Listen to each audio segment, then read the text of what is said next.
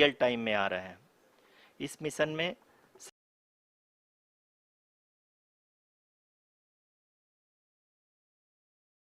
Second और third order guidance polynomial का प्रयोग हुआ है, जो कि इनर्शियल थ्रस्ट और एंगल के हमेशा सुनिश्चित करेगा। During the entire descent, there is no ground intervention as the ALS has taken charge. The preparation for today's event had started nearly 48 hours before, wherein various pre-selections and uplinking of parameters were done.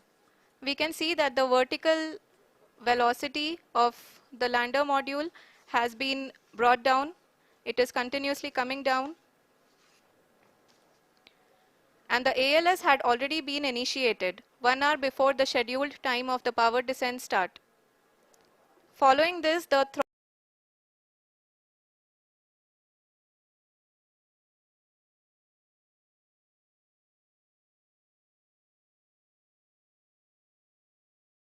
throttleable engine electronics module, the TECM, was switched on and lander was oriented to the favorable attitude. जी हाँ, आप अपनी screen पे देख सकते हैं कि lander module जिसकी शुरुआत में वेलोसिटी 1680 मीटर पर सेकंड थी, लगभग 1150 मीटर पर सेकंड हो चुकी है, जो कि एक बहुत ही मैजेस्टिक शुरुआत कही जा सकती है इस रफ ब्रेकिंग फेज के लिए।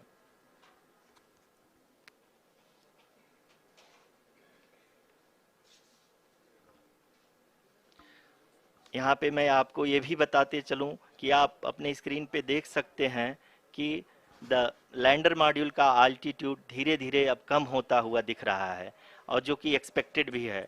अभी हम बात करें करंट आल्टीट्यूड की, तो जो कि 28.6 किलोमीटर के आसपास है।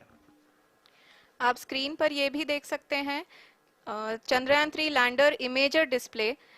The lander imager is continuously taking photographs of the moon's surface, and that is also being streamed here. Currently, the horizontal velocity has been brought down and the distance traveled is 574 kilometers. The current altitude is 27 kilometers as can be seen on the screen. जी हाँ, करीब करीब अपने आधे सफ़र को पूरा करते हुए इस रफ ब्रेकिंग फेज में लैंडर बहुत ही आगे की तरफ बढ़ते हुए अपनी ऊंचाई को घटा रहा है। अगर अब बात करें तो लैंडर की ऊंचाई चंद्रमा के सतह से लगभग 27 किलोमीटर से नीचे हो चुकी है, करीब करीब 26.7 किलोमीटर के आसपास है।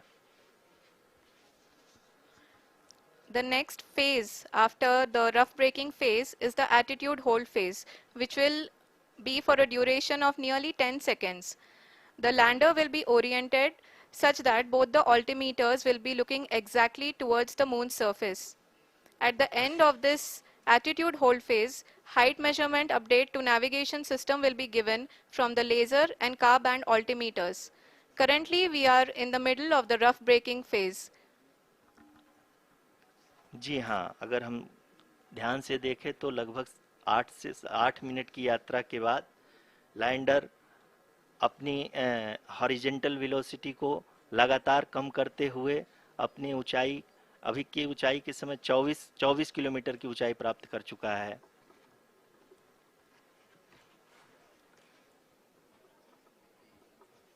अब तक के आंकड़े को देखते हुए हम कह सकते हैं कि लैंडिंग पूरी तरह से नॉमिनल है।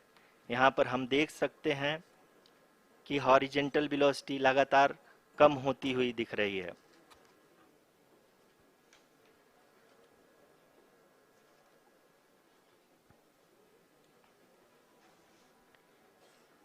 The altitude of lander from ground is currently 22 kilometer, which is again going to be coming down, and that is expected. For the viewers who have joined now, we are in the power descent phase, and we are in the rough braking phase, which is the first phase of the power descent. We have currently traveled a downrange of 697 kilometers, and the downrange that has to be traveled during this phase is 713.5 kilometers. जी हाँ, अभी आप देख सकते हैं कि lander की horizontal velocity लगभग लगभग 720 मीटर प्रति सेकंड हो गई है। लगभग लगभग हम ये कह सकते हैं कि 900 मीटर प्रति सेकंड वेलोसिटी को कम किया जा चुका है।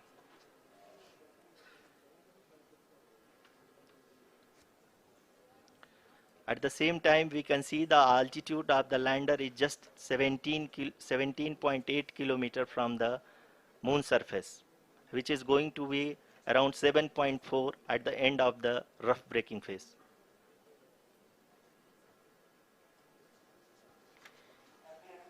इस फेज के बाद हम जाएंगे towards the attitude hold phase, where we will be expecting sensor update from the laser and car band altimeters.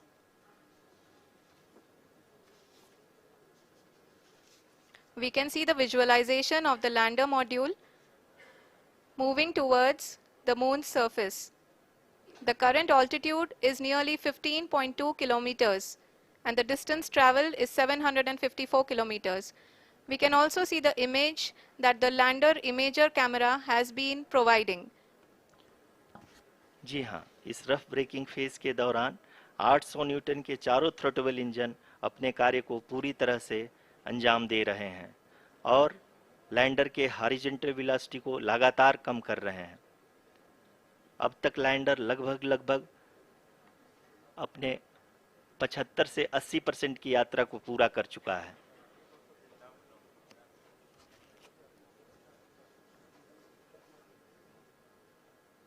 After the rough braking and the attitude hold phase, we shall be having the fine braking phase, which will continue for nearly 3 minutes.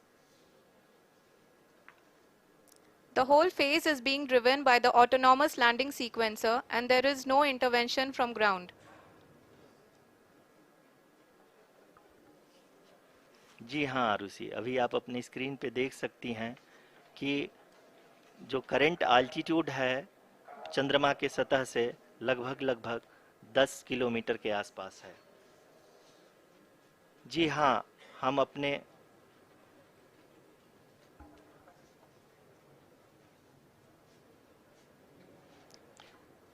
जी हाँ, हमारे प्रधानमंत्री जी श्री नरेंद्र मोदी जी हम सभी का उत्साहवर्धन करने के लिए दक्षिणी अफ्रीका के जोहानसबर्ग से जुड़ गए हैं।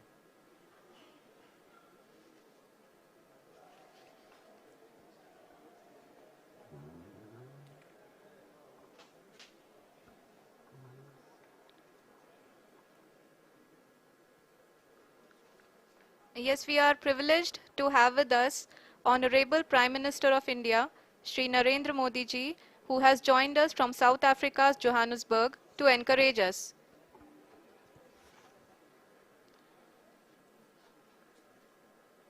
जी हाँ, आप ये देख सकते हैं एल्टीट्यूड होल्ड फेस भी बहुत ही आसानी से लैंडर फेस ने पार कर लिया है और अब फाइन ब्रेकिंग की शुरुआत हो चुकी है। अभी हम ये देख सकते हैं कि लैंडर की ऊंचाई लगभग 5.6 किलोमीटर है, जो कि इस फेज के उपरांत लगभग लगभग 800 मीटर हो जाएगी।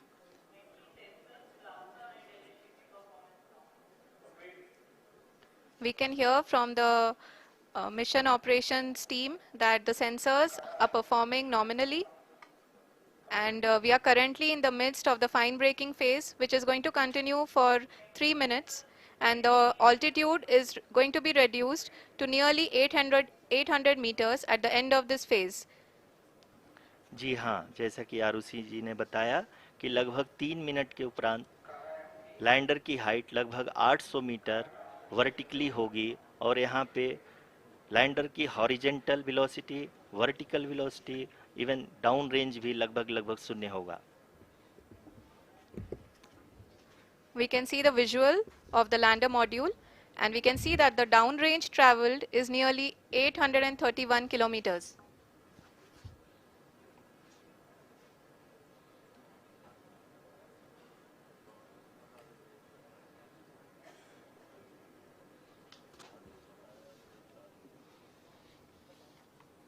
जी हाँ, आप अपनी स्क्रीन पे देख सकते हैं कि लैंडर की ऊंचाई अब चंद्रमा की सतह से लगभग 3 किलोमीटर से कम हो चुकी है। We are very close to the moon's surface, nearly 2.6 kilometers as we can see.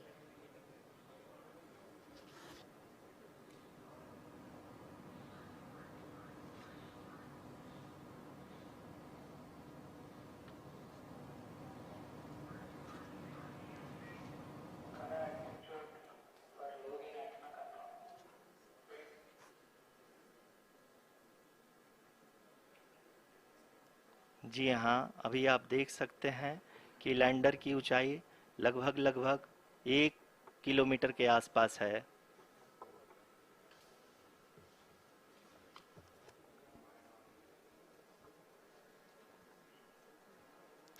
We are nearing the final phase of the power descent, which is going to be the vertical descent phase or the local navigation phase. जी हाँ, अब हम fine breaking waves के एकदम करीब आ चुके हैं। हाँ, आप तालियों के गड़गड़ाहट से सुन सकते हैं कि हम लोगों ने तीसरे चरण को भी बहुत ही सफलतापूर्वक हासिल कर लिया है और अभी हम वर्टिकल डिसेंट फेज में आ चुके हैं, जिसकी शुरुआत भी बहुत ही अच्छे ढंग से हो चुकी है।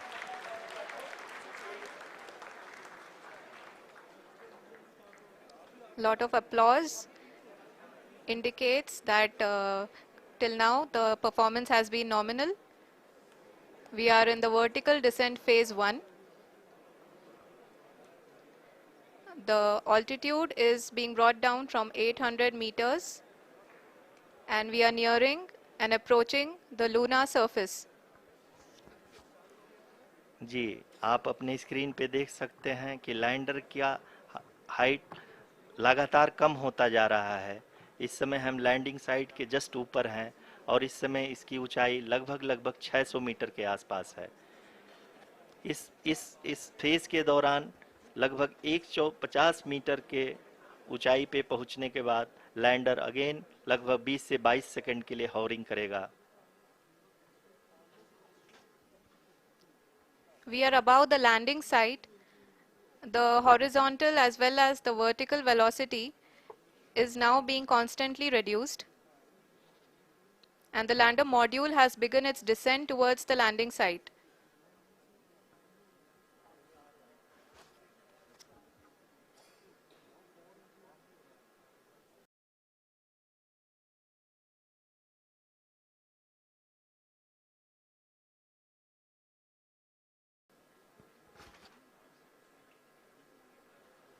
जी हाँ, आप अपने स्क्रीन पे देख सकते हैं ये जो पथ निर्धारित किया गया है, लैंडर पूरी तरह से उसी को ही फॉलो कर रहा है।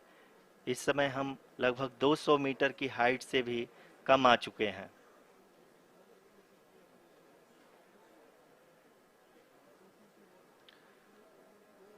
अब हम ये देख सकते हैं कि हम लगभग लगभग 150 मीटर की ऊंचाई पे हैं चंद्रमा के सतह से।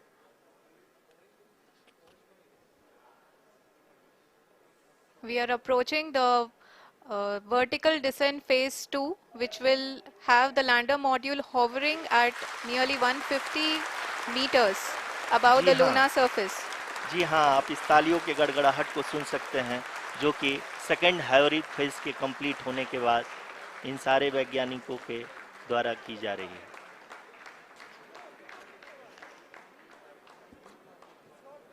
जी हाँ, आप अगर फिर से ध्यान से देखें तो एल्टीट्यूड पुनः कम होता जा रहा है। अभी हम लोग लगभग लगभग 135 मीटर की ऊंचाई पे हैं। The sensors that are updating at this point are providing confirmation of the safety of the landing site. As expected, the retargeting is going on, and this is a very good signature for the lander.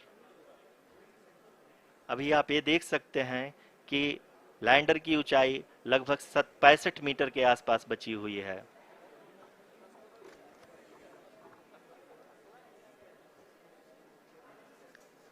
Currently, only 2 engines are now being fired, and we are nearly at zero velocity, vertical and horizontal. We were hovering and now we are approaching the moon's surface.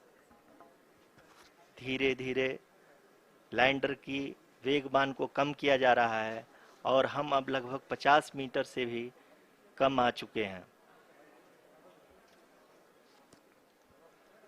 We can see the Honorable Prime Minister, Shri Narendra Modi ji, who is here to encourage us, and he is critically looking at the visuals.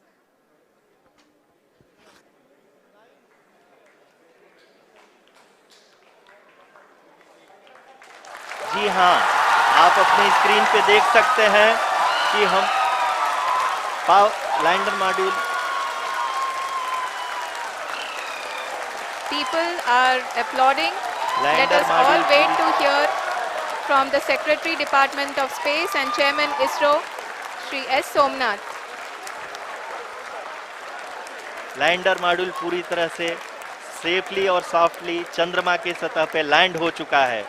ये हम लोगों के लिए बहुत ही गर्व की बात है. हिंदी में एक कहावत है कि चंदा मामा दूर के, लेकिन अब हम ये कह सकते हैं कि चंदा मामा अपने घर के. बहुत ही उम्दा. The hard work of the entire ISRO community has come to fruition.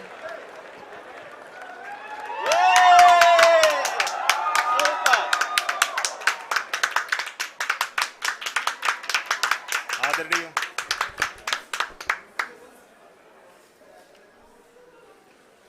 आदरणीय प्रधानमंत्री जी, नमस्कार. Sir, we have achieved soft landing on the moon. India is on the moon. Sir, I request our Honorable Prime Minister to address us and bless us. Thank you, sir.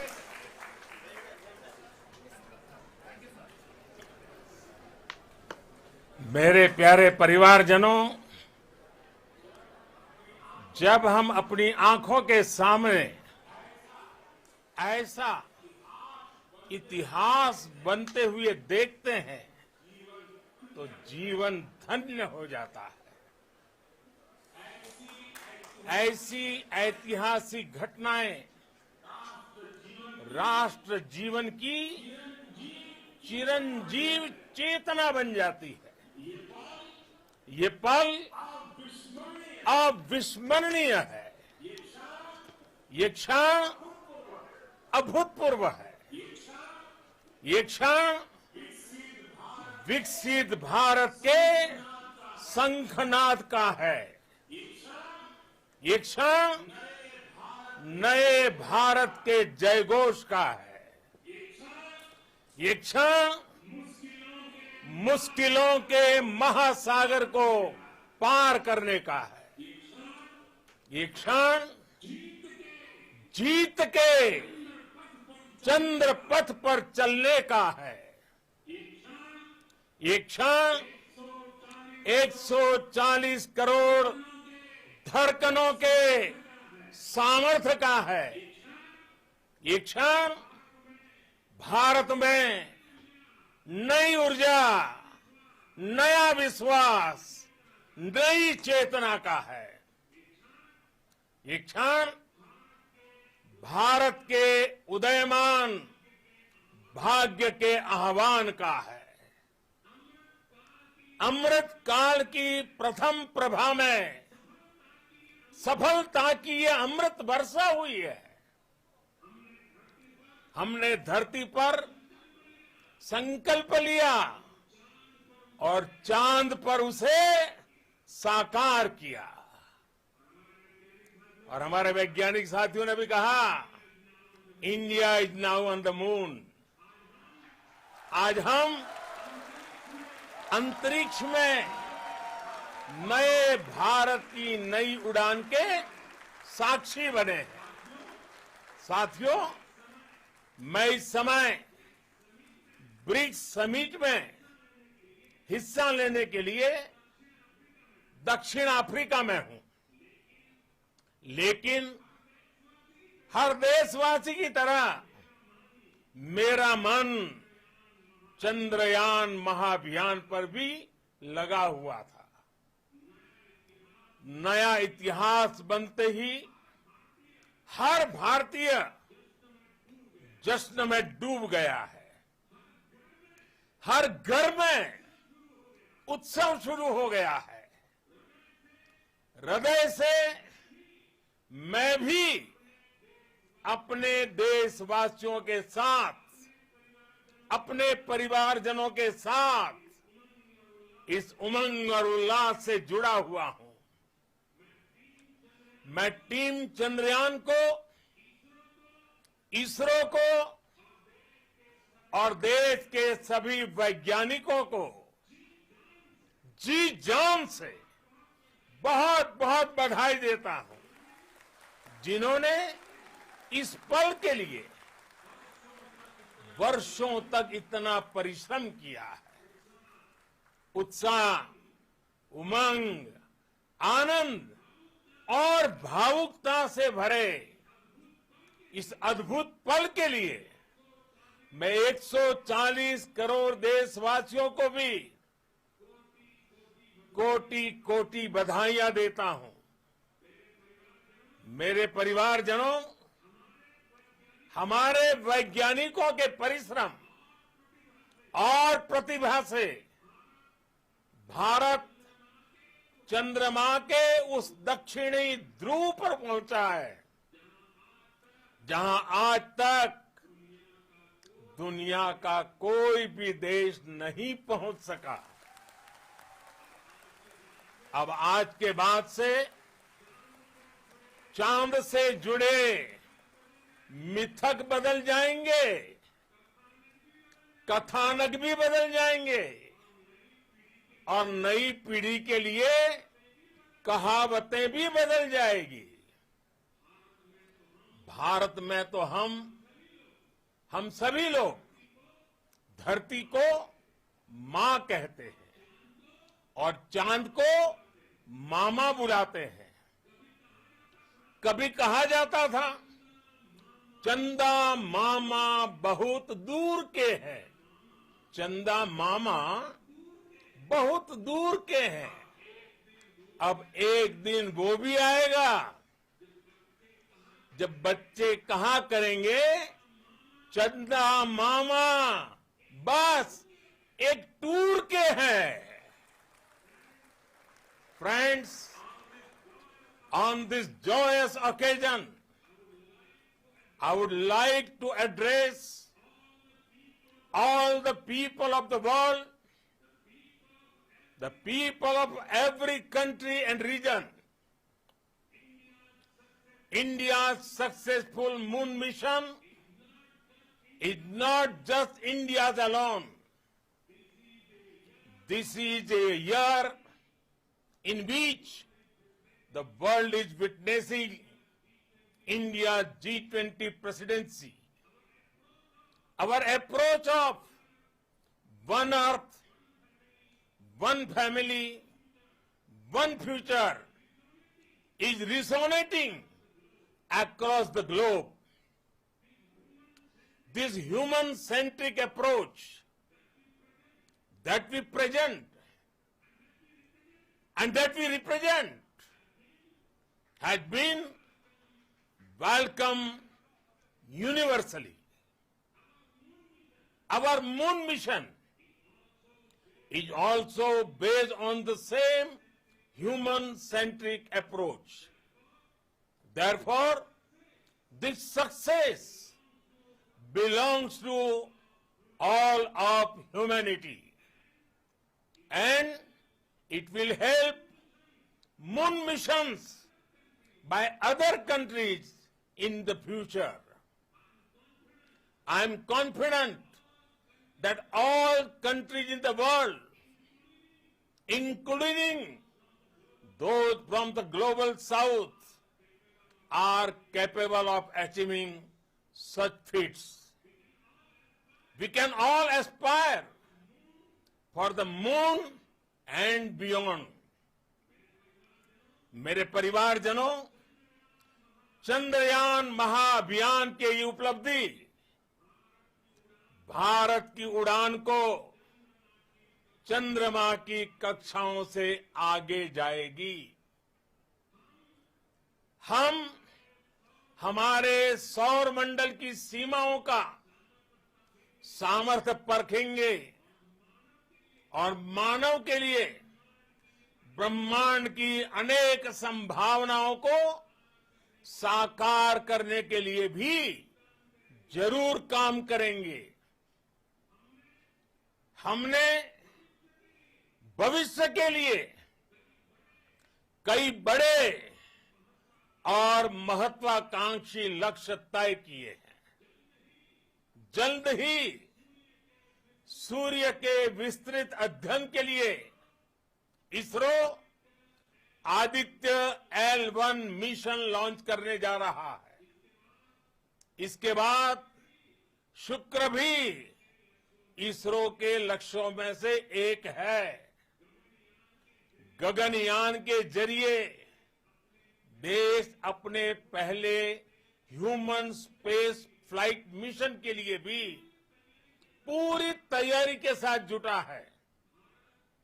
Bharat बार बार ये साबित कर रहा है कि sky is not the limit. साथियों, science और technology देश के उज्जवल भविष्य का आधार है। इसलिए आज के इस दिन को देश हमेशा हमेशा के लिए याद रखेगा। यह दिन हम सभी को एक उज्जवल भविष्य की ओर बढ़ने के लिए प्रेरित करेगा। ये दिन हमें अपने संकल्पों की सिद्धि का रास्ता दिखाएगा। ये दिन इस बात का प्रतीक है कि हार से सबक लेकर जीत कैसे हासिल की जाती है। एक बार फिर देश के सभी वैज्ञानिकों को बहुत बहुत बधाई और भविष्य के मिशन के लिए ढेरों शुभकामनाएं। बहुत बहुत धन्यवाद।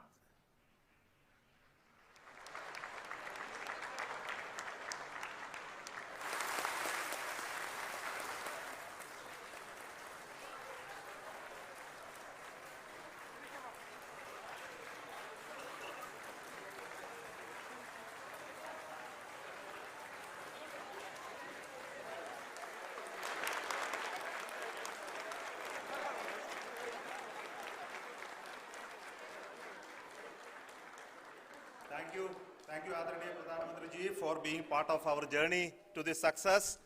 And let me take this opportunity to thank the people behind this mission, the project director of Chandrayaan-3. He is here. Veera Muthuvel, congratulations to you. The associate project director, Kalpana, and the mission operations director, Srikanth. And the satellite was built at UR Rao Satellite Center, Shankar and the director.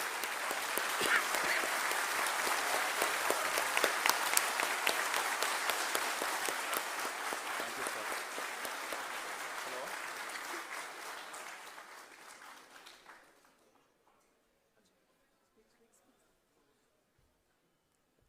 It's a great moment of happiness on behalf of team. It gives me immense satisfaction on achieving this goal as a project director of this mission. The entire mission operations right from launch till landing happened flawlessly as per the timeline, and we became the 4th country to demonstrate the soft landing onto the moon surface, and we became the first country to go to near to the south pole of the moon.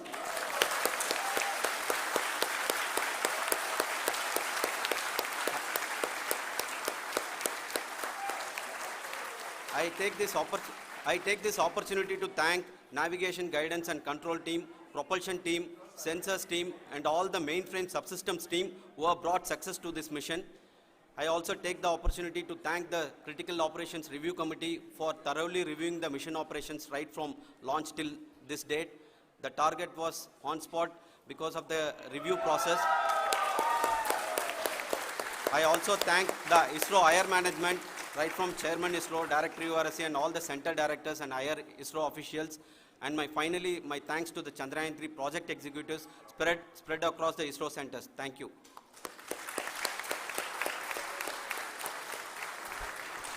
Mission Director Srikanth.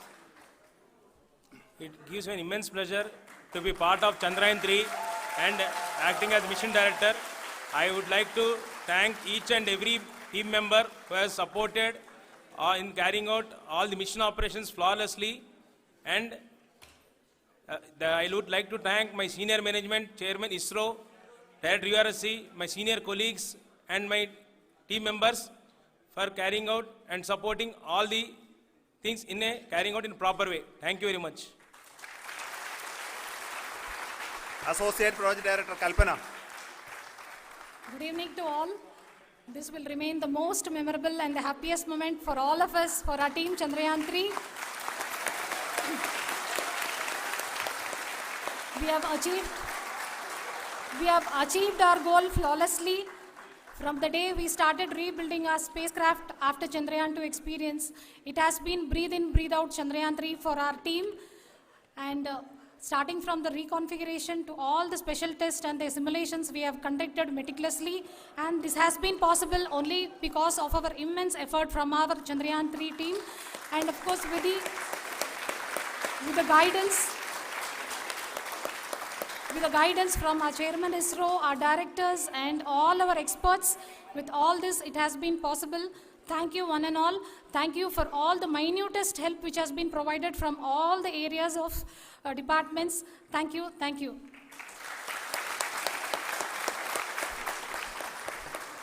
Now, Chandrayaan-3 is a result of the work done by thousands of scientists, engineers, our staff, and industries, and support team across ISRO and other places, other institutions.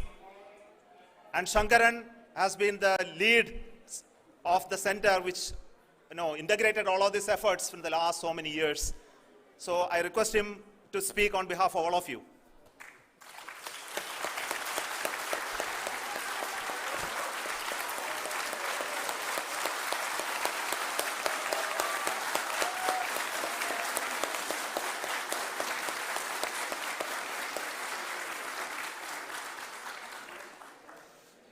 Thank you very much for the affection that has been displayed today now. Today, we have achieved what we set out to achieve in 2019. It was delayed by about 4 years, but we have done it.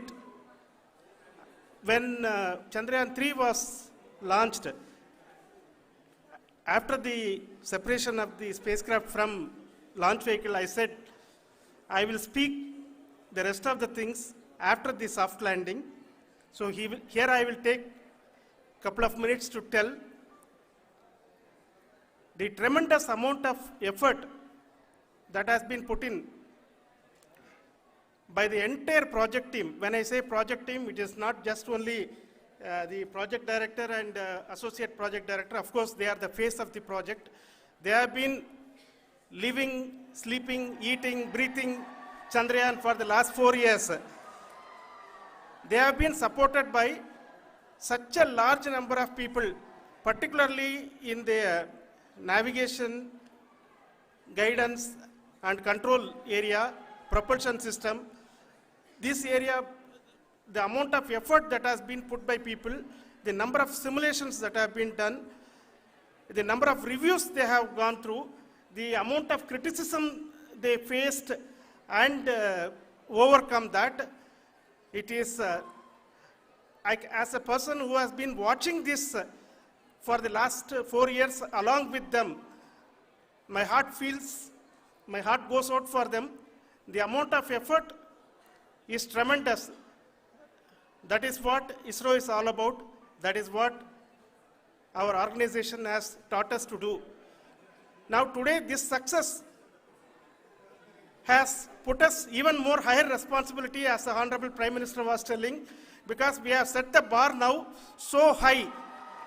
Nothing less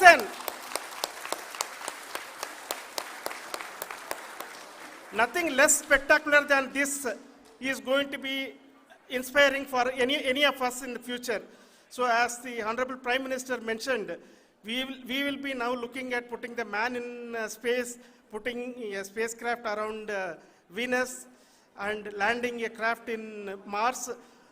Work on all these activities are going on for few years, and this success today will inspire us and will spur us to take those efforts even more strongly, so that we will make our country proud again and again and again. Thank you very much for every one of you who have directly or indirectly participated in this mission, encouraged us, intentionally or unintentionally helped us in all for every one of you. A big thank you, because even casual remark, an unintended point can help a person who is striving to reach a goal. The person who is making that remark may not have meant it that way, but sometimes it can ignite that's why I said that even unintended help is very, very, very welcome, and we are very, very thankful for that. Thank you, Team ISRO, for supporting all of us. The amount of affection we received when this mission came into this final stage, the number of people who gave us confidence that nothing can go wrong, and this is going to be successful. In fact, I was not that much confident, because we have seen a couple of times issues, because I know very well, as a person who has been doing in this domain for 36 years, I know there are thousands of things. Any of that can anytime go wrong and derail. But so many of the people, because that I only see as the reflection of the effort we have put, that people are so happy to see this effort, and they want us to succeed. It is not that they know that we are going to succeed. The people want us to succeed. So thank you very much for everyone, for your love and affection. We will continue to do our best and make our flag fly, ISRO's as well as India's flag fly high. Thank you very much.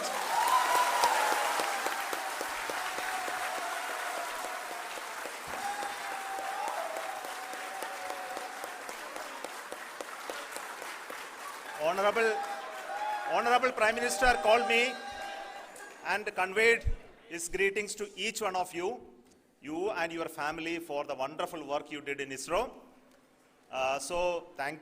Thanks are to him for the support that he is giving to us for missions like Chandrayaan-3 and the missions that are in the offing. I think that's a great word of comfort that we are receiving for pursuing the inspirational work that we are doing for the nation. I want to tell you, and I want to thank you also for each and everyone who prayed with us in the last many days, who wanted this success to happen in ISRO.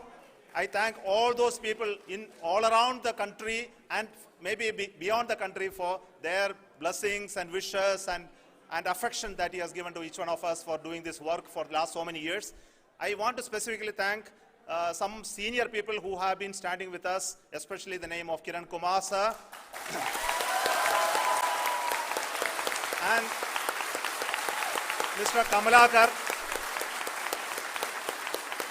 Sri Koteshwar Rao. They have been helping so much. They were part of the team to help them to get the confidence and get the reviews done to ensure that nothing goes with any mistakes.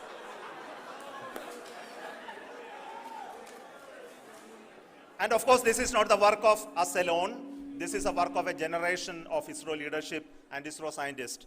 And this is a journey we started in Chandrayaan-1, continued in Chandrayaan-2, and Chandrayaan-2 craft is still working and doing a lot of communication work with us. And all the team that contributed to building Chandrayaan-1 and Chandrayaan-2 should be remembered and thanked while we celebrate Chandrayaan-3. And this is an incremental progress and definitely a great, huge one it is. And thank you so much for all the support and work that you have done. Thank you.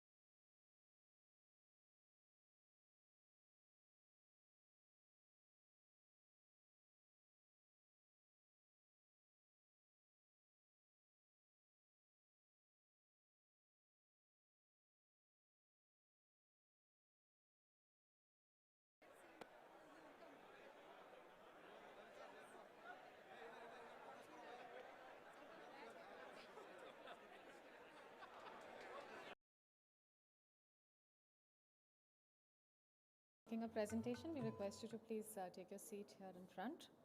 And thereafter, Space Angel Australia and SABR in Australia. The presentations will be made, ladies and gentlemen, from this podium. We also have a clicker for your convenience. The clicker, the slide changer, as you can see, has a green button, which is to go ahead on your slides, and the red button is to go back, should you skip a slide. And the other thing that I have to announce is each presenter is going to get 3 minutes. We request you to please stay within time limit, and a buzzer will be sounded at the end of 2 minutes 30 seconds.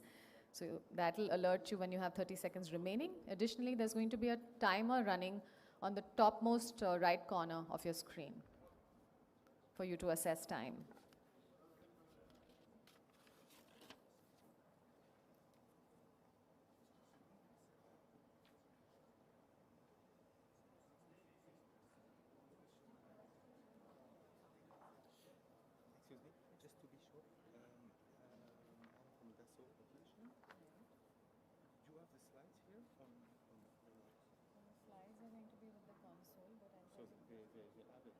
I'm sure they'll have it. If you've submitted them, they'll have it. Okay. You've already given them, right? Because yours is the fourth one.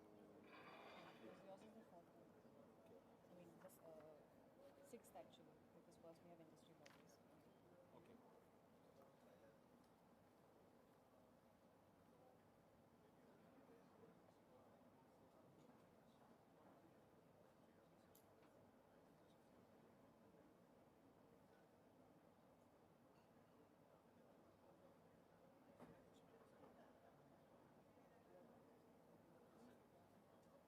Hello.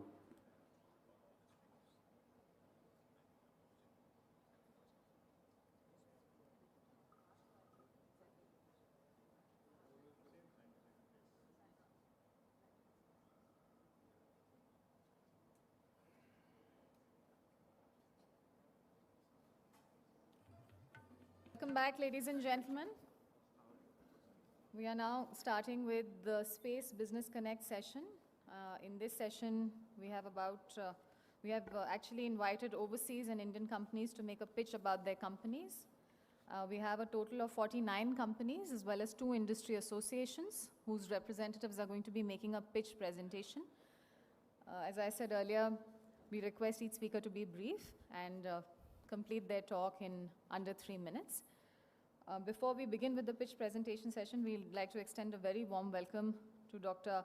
Pavan Goenka, Chairman InSpace, who's going to be chairing this session. We extend a very warm welcome to Mr. Somnath S., Secretary, Department of Space and Chairman ISRO, seated on the head dais. And we also extend a very warm welcome, ladies and gentlemen, to Dr. Vinod Kumar, Director Promotion InSpace, and Mr. Shantanu Bhattavdekar, who's the Scientific Secretary of Indian Space Research Organization. Let's extend a hand and welcome the dignitaries in our midst. And I extend a very warm welcome to all the distinguished delegates. And ladies and gentlemen, with that, I would first, of course, request Dr. Pawan Goenka, Chairman InSpace, to do the opening remarks. Can we have the microphone on, switched on the dais, please?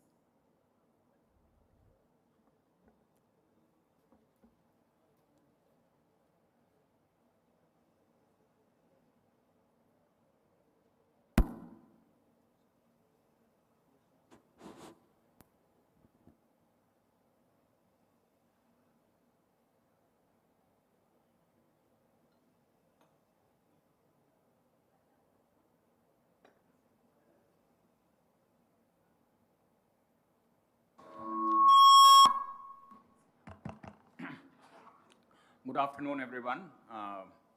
Secretaries, DOS, and my other colleagues here. Welcome to the grand finale of a hectic 2 days of schedule. And as was mentioned by Swarya, that we have about 50 people who will be presenting their pitch on their company. And this will be a Guinness Book of World Record probably for 50 people to finish their talk in 2.5 hours. And that too engineers and scientists and business people. So no politicians though. So, so let's see how we manage that. But let me just say it's in a way continuation of what we talked about in the morning, where we talked about what each country is doing. And now we are talking about what some of the companies are doing. We have a very good lineup of companies that will be making the presentations. And I think you will find, as I looked at some of the presentations, that fair amount of work is happening all over the world, something that none of us perhaps have a full view of. And when we go through this impressive presentation, we will really realize that private sector has come of age when it comes to the space sector. I'm going to request my colleague, Dr. Vinod Kumar, who is Promotion Director in space, to make an opening statement, and then we will start the presentations. Thank you, sir. Respected Sri Somnath-ji, Secretary Department of Space, and Dr. Pawan Goenka, Chairman in Space.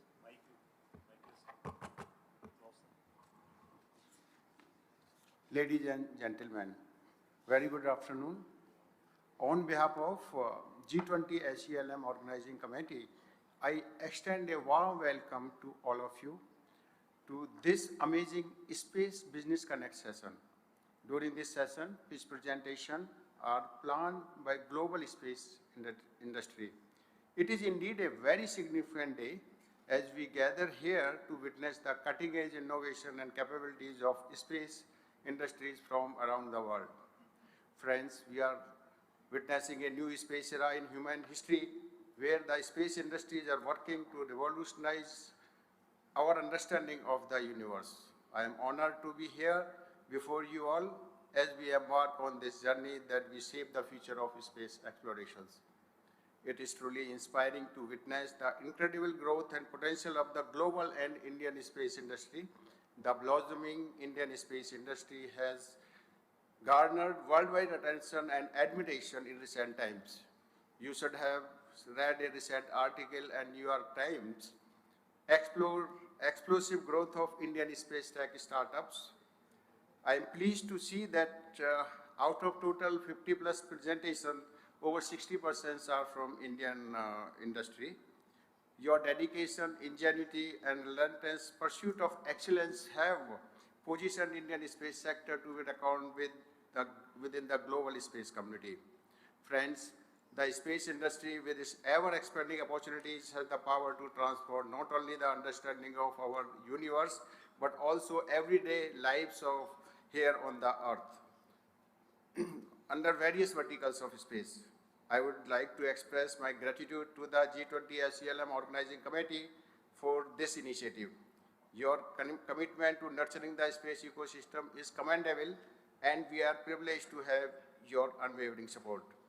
The potential partnership that can develop here can propel your ventures to new heights. Without further ado, let us embark on this remarkable journey of limitless possibilities. Friends, new space era has begun. Thank you, and let the presentation begin. Please stick to the allotted time, as we have to have presentation from 50 plus presentation. Thank you. Thank you very much, sir. And with that, ladies and gentlemen, we will first start with the presentations from the industry bodies. So I'm going to request Mr. Anil Kumar Bhatt, Director General of ISPA, Indian Space Association, to please make his presentation. Sir. Good afternoon and Jai Hind. Chairman ISRO, Chairman in Space, dignitaries on the stage, and industry delegates in the Space Economy Leaders Meeting. It's my honor to represent the Indian space industry here, and I will quickly go through some of that has been spoken in the last 2 days, would be a repetition. Please pardon me for that, but I would skip most wherever that is required. The Indian Space Association was made in October 2021 to create an enabling environment for strengthening the private industry in the Indian space sector and to propel India to the global forefront in the entire space ecosystem. And our focus areas were, of course, most importantly, unified for the policy framework, for energizing business growth, to interface with the defense and security agencies in India, for capacity and knowledge building, and for international partnerships. During our inauguration, these are the 4 frameworks the Prime Minister gave us. The first was allow the private sector freedom of innovation. Government to play the role of an enabler. We have to prepare the next generation for the future in space and treat the space sector as a resource for the progress of the common man.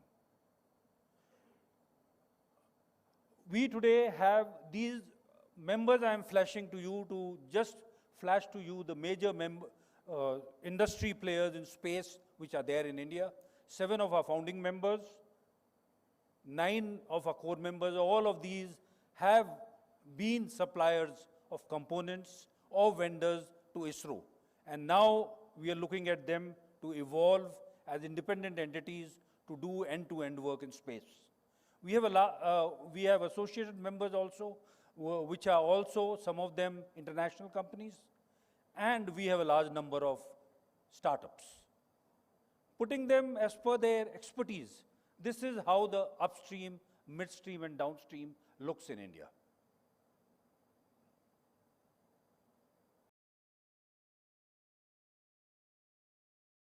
This slide was flashed yesterday by the chairman of InSpace. What I wanted to add is from September last year, when the draft telecommunication policy was taken out, and thereafter the draft geospatial policy, and in April this year, the release of the space policy, these have been very important events in the growth of the Indian space sector. And we are awaiting the FDI policy, which we are hopeful will be coming very soon. Notwithstanding that, activities by our industry members have already started in India. This is how the startups have grown today, with a total about 148 which are there recorded, and much more who have registered themselves with InSpace. The chairman ISRO, in one of his talks 6 months back, coined a new word called the National Space Enterprise of India. And what he said was, beyond ISRO, now it is NSIL, InSpace, the entire Indian Space Association, and the entire Indian space industry, that includes startups and academia. And all these, which form the space enterprise, would lead India's future space journey. Of course, many of our industry members will be supported and handheld by ISRO, which has a legacy of more than 60 years.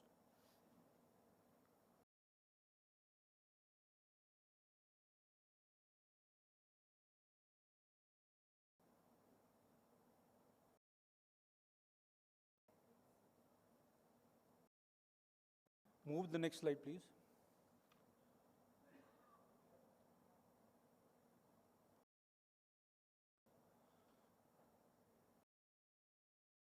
We have had a very positive indication even before the government had announced the policy in 2020, and this is the kind of investment which our startups received in India. And every year it has been increasing, and in 2023, we are very confident that it will cross the figures which are there for 2022.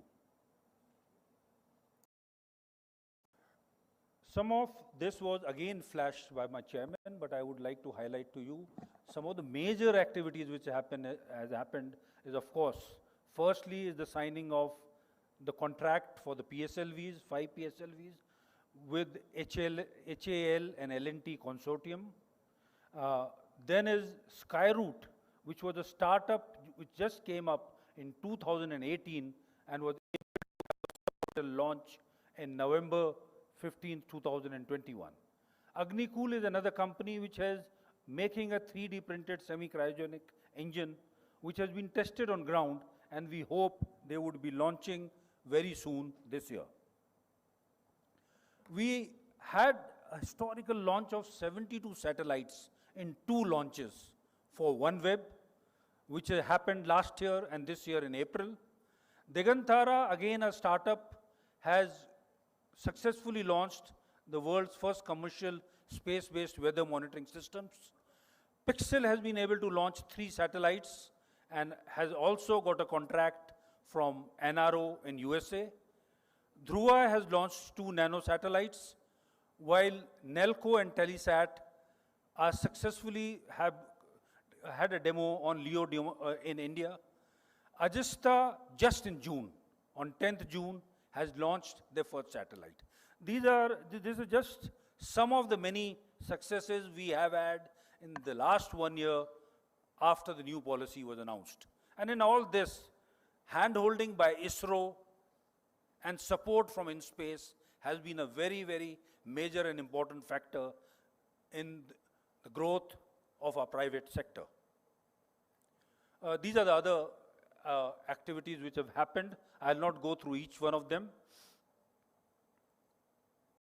We also got a very policy which I mentioned in April, which gives an opportunity to NGEs to do everything possible, be it in communication, remote sensing, navigation, and in all domains, including space mining and extraterrestrial activities. A lot of faith which has been put in non-government entities by the government, and I'm very sure that our industry will live up to these expectations.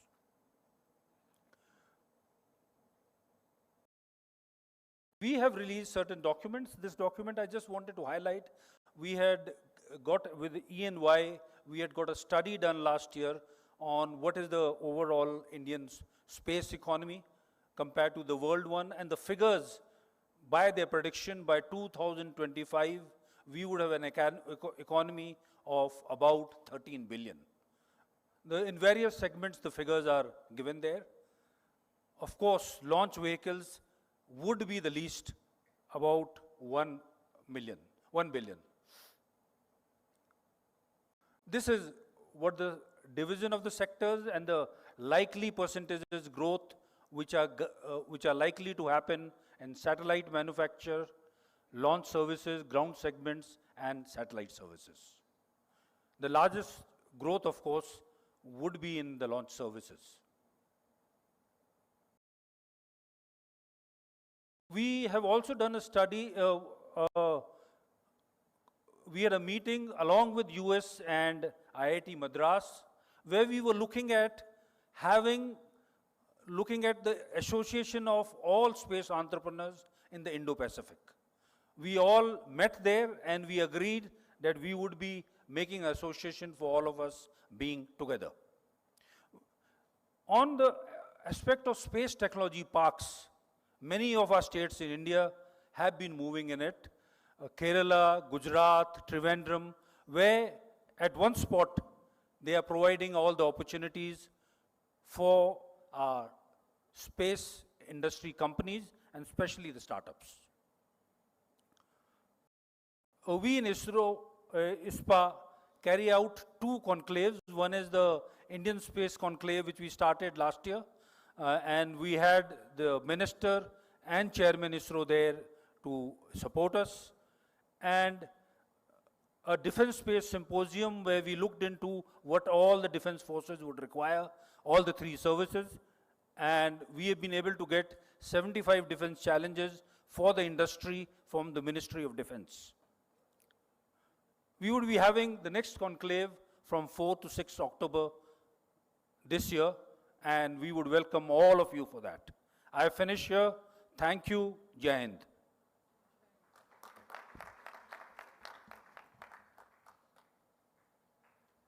Thank you very much, sir. And with that, we would once again reiterate the time limit. We have to stick to 3 minutes. Now I'd request Mr. Sanjay Kumar, President, Geospatial World, to kindly make his address. Thank you very much and very good afternoon. Thank you to Dr. Somnath and Dr. Pawan for giving us this opportunity to talk about. I will be talking on behalf of the global geospatial community, a community which is more on to the downstream applications of space infrastructure, and my title would be more about space infrastructure and geospatial value for the world economy and society. Looking at what's happening around us is a lot of change which is on the rise is climate change, disasters, wasteland, or inflation.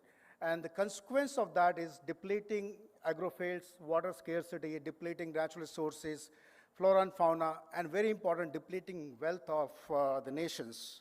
Especially in the last 3-4 years, a lot of wealth has gone away from us. So how do we deal with this situation? It's all about resilience, and resilience of all kinds, be it economic, be it social, be it environmental, be it infrastructure, cultural, or human, diversity, equity. These are the kind of resilience the transition is going on currently around us. So what is the role of space and geospatial infrastructure in that? Geospatial infrastructure and space help you measure, model, monitor, and manage what? And the output is in the form of productivity. It does help you increase productivity, efficiency, transparency, and compliance. And these are very important topics. And actually, when you talk about sustainability of everything, the compliance and transparency are equally important tool of sustainability of everything. And that's where the use of technology for productivity and efficiency is what leads to the economic growth, what leads to the sustainability of everything. Looking at geospace, the foundation of the digital economy. Geospace is actually the foundation. Today, we live in a digital age, and everything is dependent on geospatial technology and space infrastructure. What we help to do is describe the problem, diagnose the problem, predict the solutions, and then prescribe how to address that. This is the kind of workflow cycle we have to find hindsight, insight, and foresight. And that is how the economy is growing. That is how the businesses are using this technology across huge enterprises. You just say so many businesses are just dependent on the power of location, power of GNSS. PNT is inside every digital device of this world. And if the PNT is messed up, all of us are messed up. I'm telling about the economic impact. And what is that impact happening around us is that impact is transitioning our industry as a whole. The industry which was seen as a technology, the industry which was seen as a laboratory or a government function is an industry. So now you don't hesitate in saying that space is an industry or a geospatial is an industry in itself. And that is the kind of transaction taking place. And why this market map talks about is the fact that we have GIS and analytics, Earth observation, GNSS and positioning, frontier technologies, infrastructure modeling, solutions and system integrators, and the new kid on the block is the consulting firms. I can share these slides. I know it is not visible, but that is how the global geospatial and space market is organized. And look at the kind of companies, how they are playing into different parts of the role, and that's what we make a solution.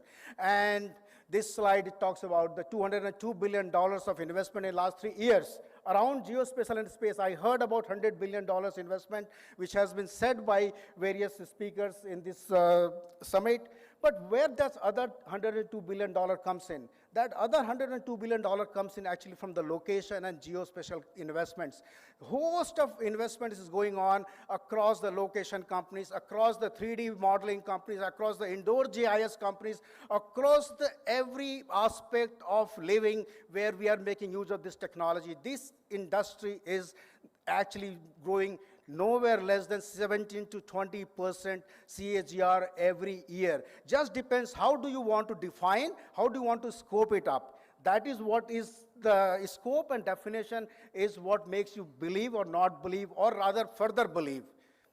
So global geospatial industry market currently is about $512 billion, out of which this includes GNSS and Earth observation as well. And let me tell you that 65 to 70% of this market is driven out of GNSS and Earth observation.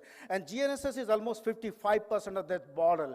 We give a lot of emphasis on Earth observation, but if you look at the actual uses of the space technology for the citizens or the consumers or the businesses or the security, GNSS is the driving force. GNSS is the driving force, I want to tell you. And this is growing at the stage of about 14%. I have a caveat to share. When somebody says that, geospatial space economy is about $1 trillion going to be in 2030, I actually disagree. Space economy right now is already $1.7 trillion. But depends on how do you want to define that. Do you take all the applications, which is Uber or Airbnb or Zomato or all those applications and their business values, do you take them into account as part of your economy? Yes. 35 billion deliveries have taken place in India in last 1 year. 35 billion deliveries means what? Every delivery is based on the location. Every delivery is based on the indoor map. Every delivery is based on the 3D modeling. That's what it is. And this is a published figure. We have just a detailed exercise on this, and you have no hesitation in saying that this data is very, very correct. And the economic impact. Today itself, $7.5 trillion of economic impact. We as a profession, as a holistic profession, we make a $7.5 trillion economic impact. I'll just take 1 more minute or 30 seconds to say that why it is important that we actually talk about safety, sovereignty, and trade of space infrastructure. We heard about sustainability of space. We heard about the threats around that. If safety, sovereignty, and trade of space is not taken into account now, all this will be reversed. One bad actor, I already have seen, couple of bad actors can take it so backward that we all would be starting living into an age which we were about 20 years back. Thank you very much.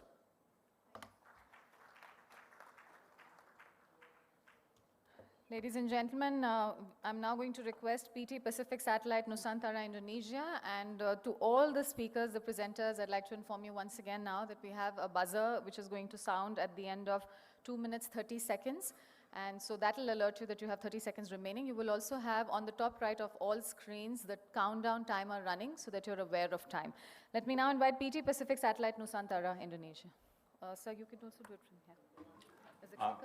Before it starts, just for the knowledge of people from outside India, one of the areas where India has made significant opening up in this year is in the data availability.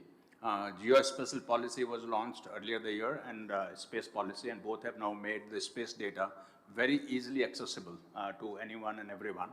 And there's no approval required of any kind for data below 30 centimeter resolution, or data less than 30 centimeter resolution. Thank you very much for ladies and gentlemen for the time and for the head of delegation. We are from Pacific Satellite Nusantara. We are a private company in Indonesia. Actually is number 2 for satellite. Usually the number 1 is PT Telkom, is state-owned. But we are growing step by step. Okay, next one. Oh, sorry. So we already 32 years. 1991, PSN is being as a startup at that time.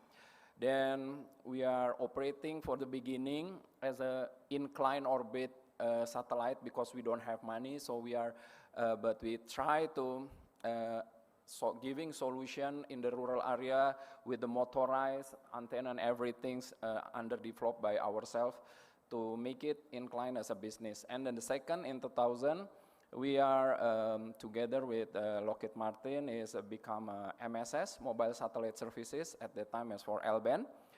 And then 2009, we are one of the biggest become cellular backhaul for the GSM using satellite, at that time still using C-band.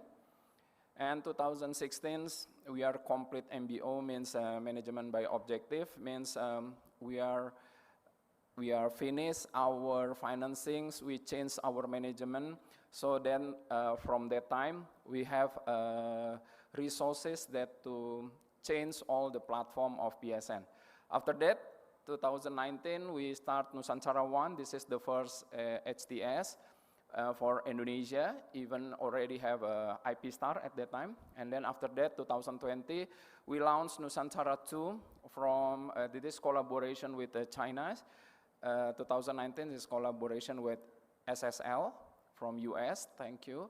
And also in several weeks ago, we just launched the Satria-1, or we call Nusantara-3. It's a satellite Republic Indonesia. This is the first collaboration with the government, 150 gigs. And then the next, we hope the second largest, 160 gigabits per second with Boeing. Okay, next. Oh, sorry. Back. This is our constellation. Nusantara-1, Nusantara-2, Nusantara-3, and Nusantara-5, and we hope, but Nusantara-2 is failed because of rocket, and then we hope by this year our capacity will be 300 gigabit per second, and we are still designing another satellite. Our target by 2 years more is like 600 gigabit per second. This is our payload and capacity. Okay, enough, I think. Okay, finish. Basically, we are changed it to KA band from C band from KU. Then we changed because the capacity not enough anymore. And then because I'm a head secretary general for Satellite Association in Indonesia, Indonesia is growing like 65% only for the satellite. So satellite industry in Indonesia is a very high increase. Thank you very much. Thank you very much, sir, for staying close to your time limit. Ladies and gentlemen, since we have over 50 presentations, I request you to please stick to time limits. We have to complete all the presentations. And I'm now going to request from Space Angel Australia, Mr. Ram Kuppuswamy, to join us on the podium. Also, I request all the industry body members, people at the back, to take front seats. The front seats are empty. We will take the country placards away very shortly, but we can always invite you to come and take these front seats. Sir, this is your clicker. The green button is for ahead and the red for the... Good afternoon, ladies and gentlemen. Chairman of ISRO, Chairman in Space. I'd like to keep the presentation light. I know it's after lunch. Our project from Space Angel is the Australian Space Super Corridor. We are proud to build the world's first green space ports. Our focus is to provide rapid rocket launches at a low cost from the green space port. The vision is to will be built together as a public-private partnership with the Western Australian government as well as the federal government in regards to providing access to space.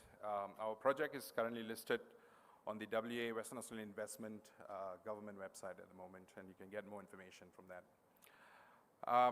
The way we see our supply chain as well as collaboration, a close collaboration with India is very much how this looks like. In terms of shipping routes into Australia, Fremantle Port, which is pretty much Perth, is the entry point, and then it goes through right all the way through Brisbane and then gets back out. The last exit point is through Western Australia itself. So in terms of supply chain is really, really strong. And that's essentially where the southern polar launch location is. and soon we'll be getting an equatorial launch site as well. In terms of the value proposition in regards to the area, if you look at the area, we have about 450 square kilometers of launch site capacity and capability. The airspace is very clear. There's no marine parks at the moment. And in terms of launch aspects, cadence, and trajectories, is between 51 and 120 degrees. For polar, this is specifically for polar. And we can even launch in terms of across the continent, because in terms of population, there's really a very low population at the moment. And so why Australian Space Super Corridor? Key aspects is like a real estate agent: location, location, location, low impact on commercial aviation, low impact on launching and landing anomalies, retrieval opportunities is some of the areas that we're looking at. Environmental and social impacts are very, very important. ESG, we've got certification as a process that we will be going through in terms of ESG certifications for the green space spots. Strong federal and state support. The state government is very, very much driving behind this, and essentially to provide a low cost and high impact, economic impact to the world, to the region, and there's a lot of federal and state funding available, including private funding going on at the moment. Thank you very much. Appreciate it. Thank you very much, sir. And before I invite the next speaker, I'm going to invite the next 5 to come and sit closer to the podium. Dassault Aviation France. So from Dassault Aviation, I request the delegate to, esteemed delegate to please join us here. The Exploration Company, we already have our delegate here. Emeria France, Share My Space France, and Leonardo Italy. And with that, I now request Dr. Abhilash Chandra, SCBR in Australia, to please make his presentation. Thank you. And namaskar, everyone.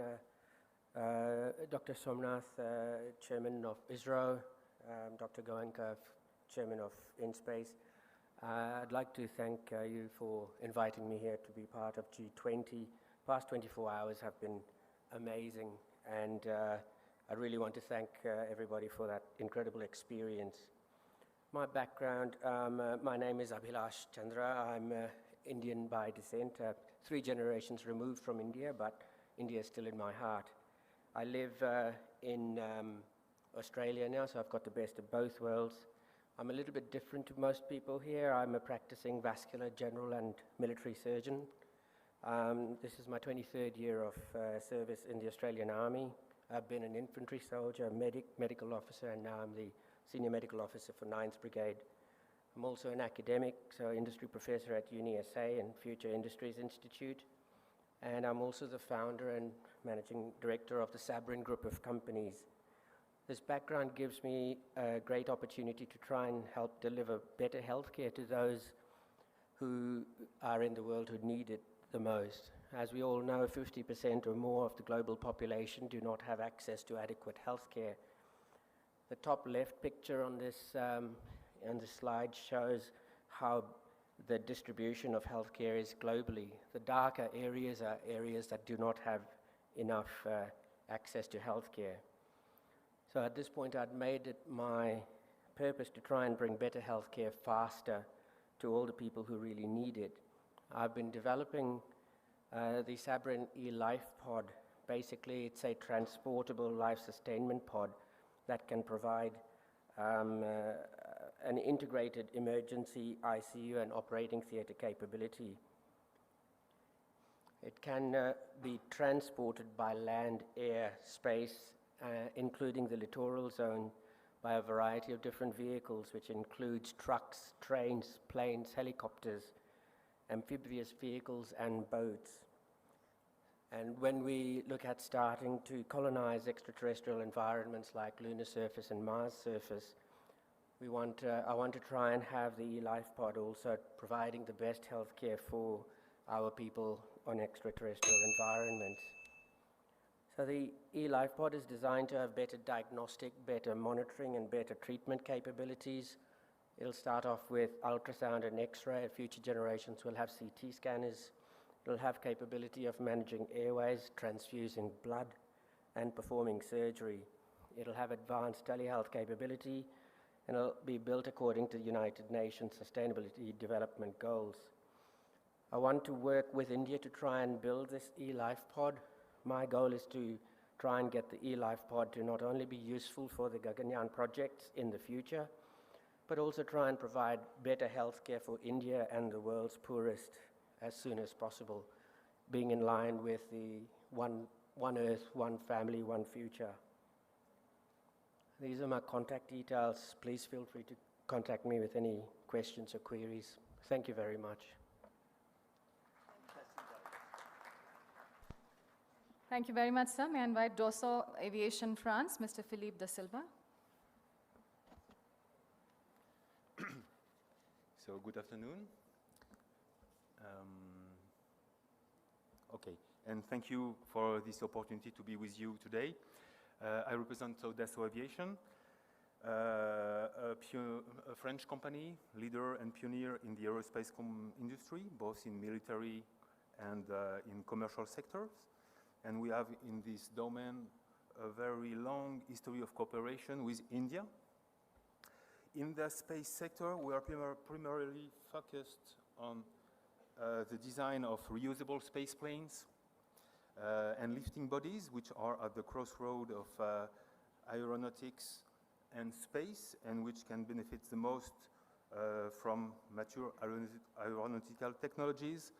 And we have been involved in many spacecraft projects since the 60s, ESA programs, NASA program also. And in all these programs, we have always been committed to apply our proven technical aeronautic skills, making Dassault Aviation a unique player in the space sector. So we believe in synergies between space and aviation, and we believe these synergies will become increasingly strong, particularly to meet the growing needs of the commercial sectors. Many of today's space sector challenges are indeed those that aeronautics sector was able to address yesterday. That is what we did over this last century. I'm talking about reactivity, reusability, flexibility, reliability, and of course safety. And we believe that such vehicles, such space planes, is a smart and relevant solution to address these challenges. So space planes are indeed a missing asset of the global space chain value. I was just talking about technical challenge, but space planes also bring key operational capabilities, such as return from orbit, which is still poorly addressed today, and for which we need to come up with more innovative concepts. Because the need to down mass is going to grow, whether it's people with development of manned flights, but also microgravity experiments, lunar samples, and we're working on such concepts in Dassault Aviation, because tomorrow it will no longer be a question of returning passenger and resources or equipment in the middle of the Pacific Ocean, but of operating on hourly schedules, returning as do airplanes at conventional airports, and using existing infrastructures. So these are some examples of all the capabilities that can address such orbital space plane. I won't go, we don't have time, but it's transport, cargo transportations, manned flights, and in-service orbit, and a lot of applications. Regarding our skills are a continuation of aviation technologies. We are above all a global architect and system integrator, mastering all the key technological skills for design, development, testing, production, certification, support of complex air system. And we have extended these key aeronautical skills to the space domain as an extension of the flight domain, faster and higher. As conclusion, I will say that over the past 10 years, the global space sector has undergone an unprecedented transformation and expansion, and as a player in aerospace innovation for over a century, Dassault sees this transformation as a great opportunity. An opportunity to meet new challenges, to make space more accessible, more responsive, more safe, more reliable, and also less expensive. And we are convinced that we have much to contribute to this transformation, and we seize a real opportunity to develop fruitful cooperations. Thank you very much. Thank you very much, sir. We have next the Exploration Company France, Ms. Helen Huby.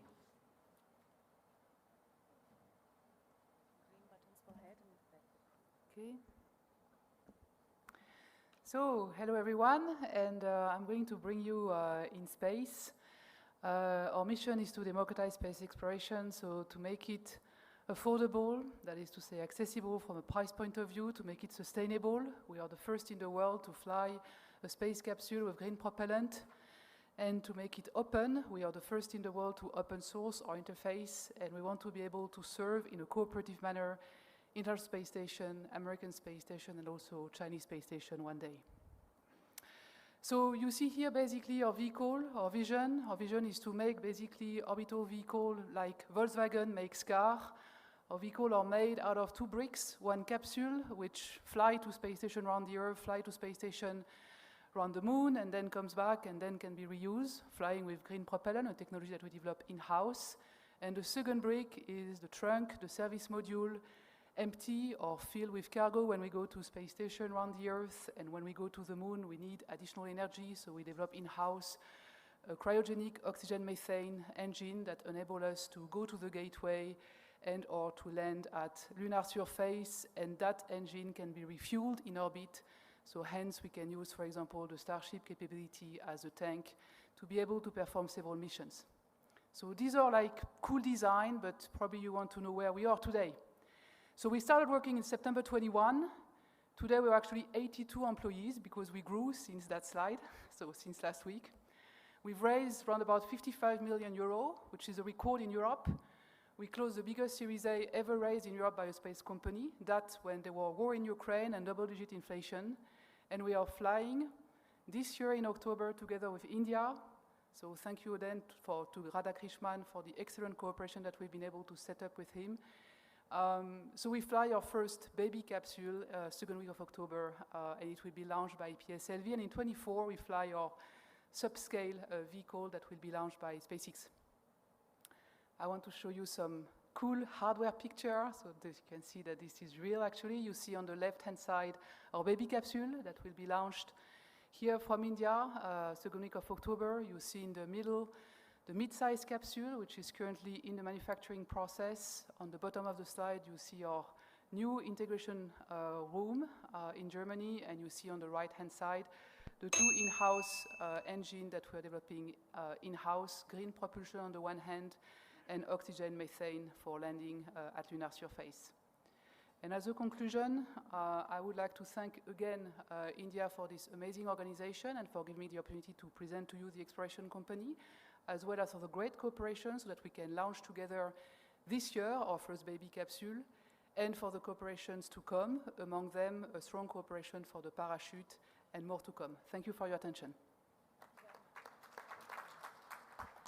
Thank you very much, madam. And with that, I'd like to invite Emeria France, Mr. Philippe Gauthier.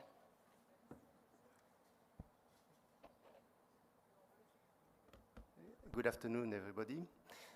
And thank you very much to give us the opportunity with my colleagues to present our industry. I hope I will survive to the buzzer torture.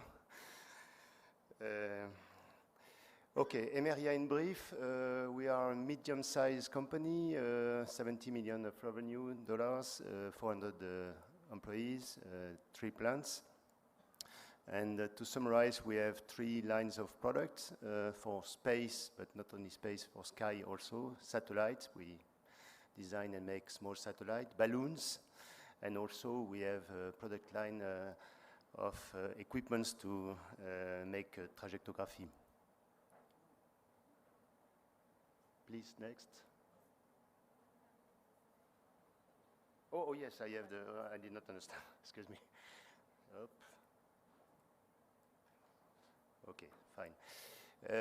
We propose small sats. Small sat means satellites which are under 100 kilograms and which address, I would say, 3 market segments. One is connectivity, mainly IoT.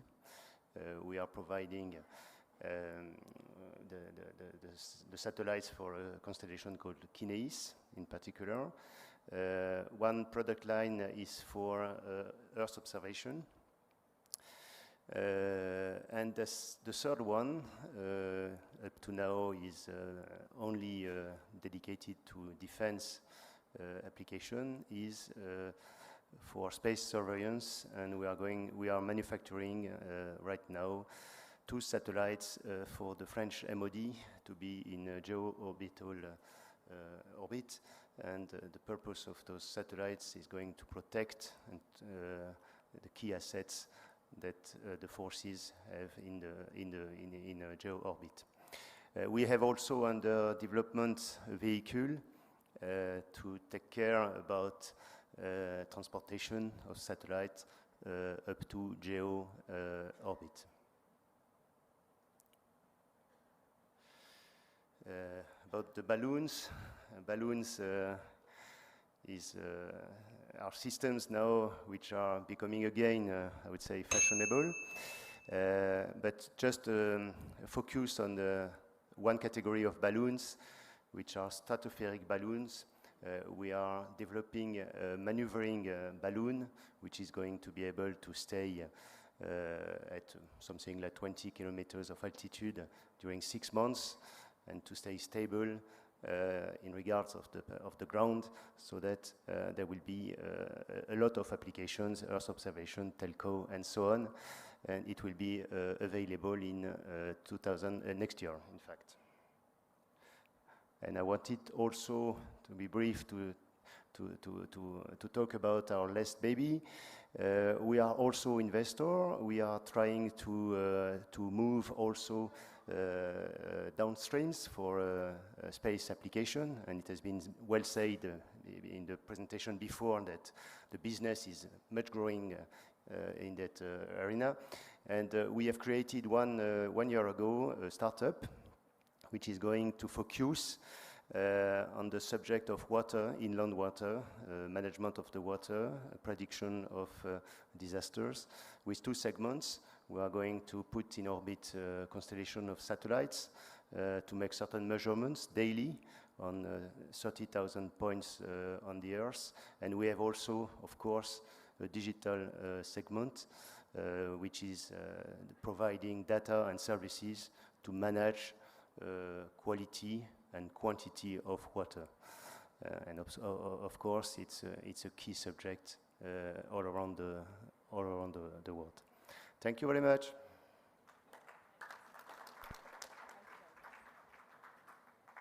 Thank you very much, sir. And the esteemed delegate from Share My Space, France, Mr. Romain.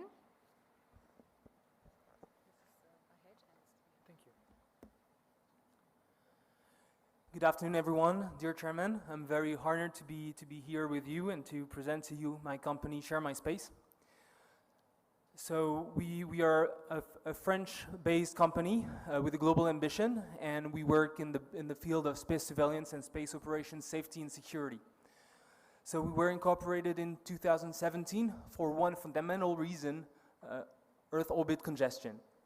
So now there are more and more satellites in Earth orbits, more and more space debris that are causing increasing risks for the sustainability of human activities in space.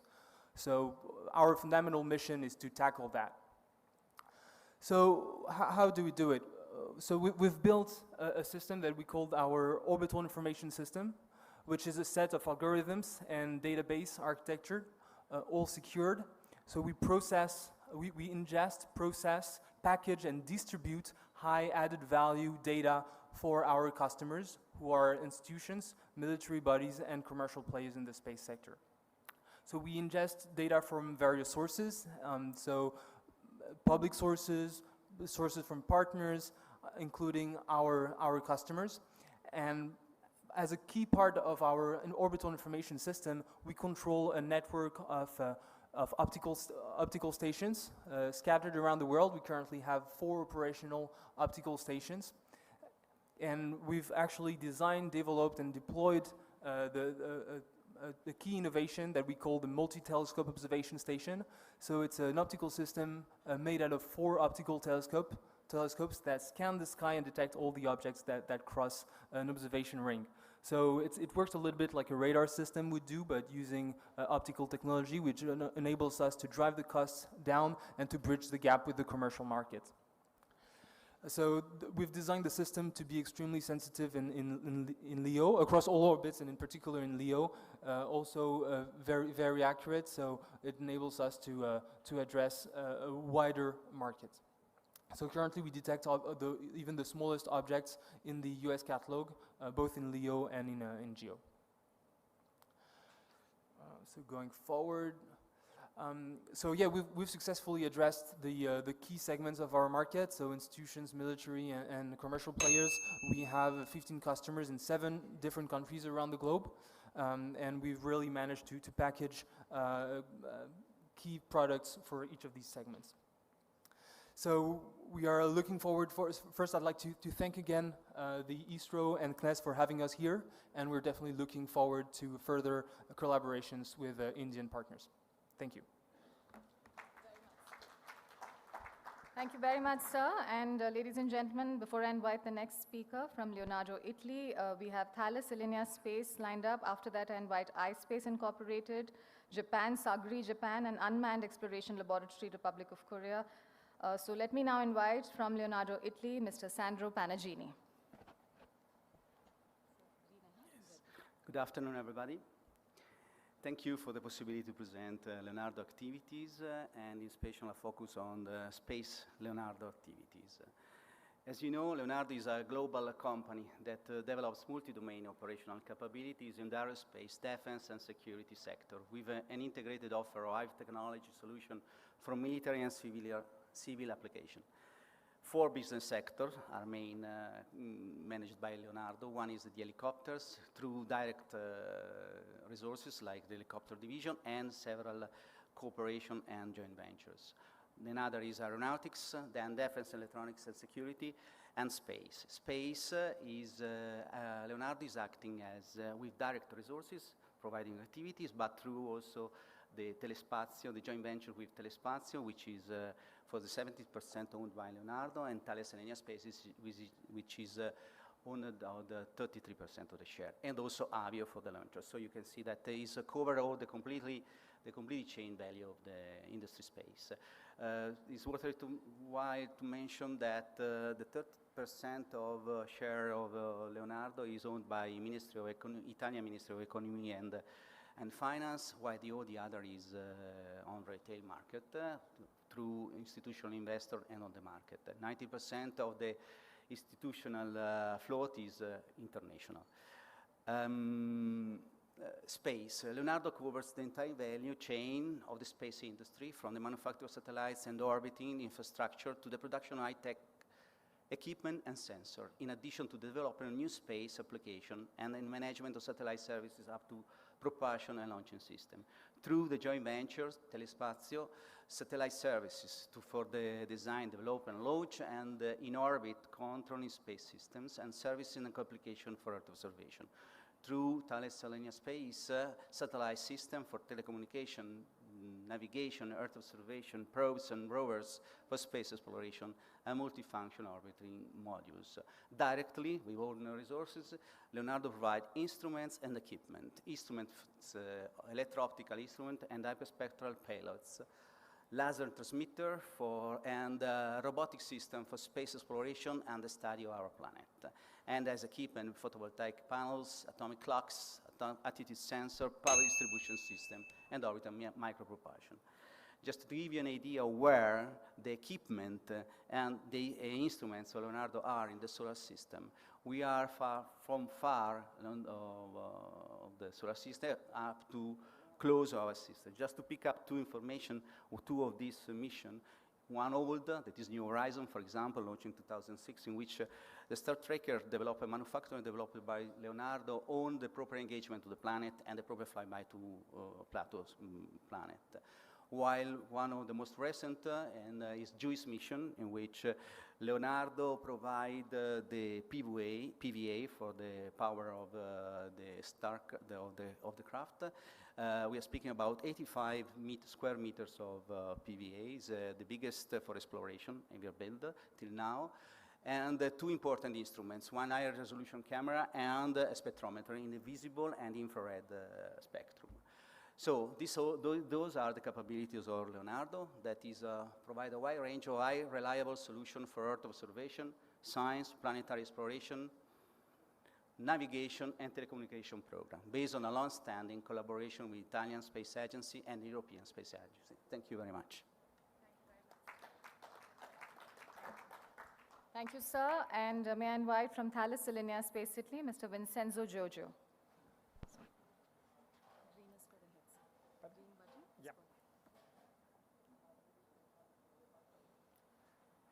Good afternoon, and again, thank you for giving me the possibility to show up what Thales Alenia Space does in space. I could simply start with a statement that says that we do everything but launcher, meaning space infrastructure, telecommunication, Earth observation, science, exploration, and navigation. And in this picture, you can actually see all the orbits and all the products that, by the way, are very well flight proven since the last 40 years.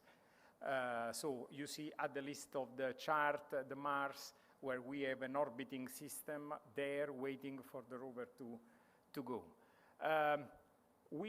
Our motto is space to, meaning that space to observe, space to defend, space to explore, and so on. So that's the way we divide our disciplines. Let's start with space to observe and navigate.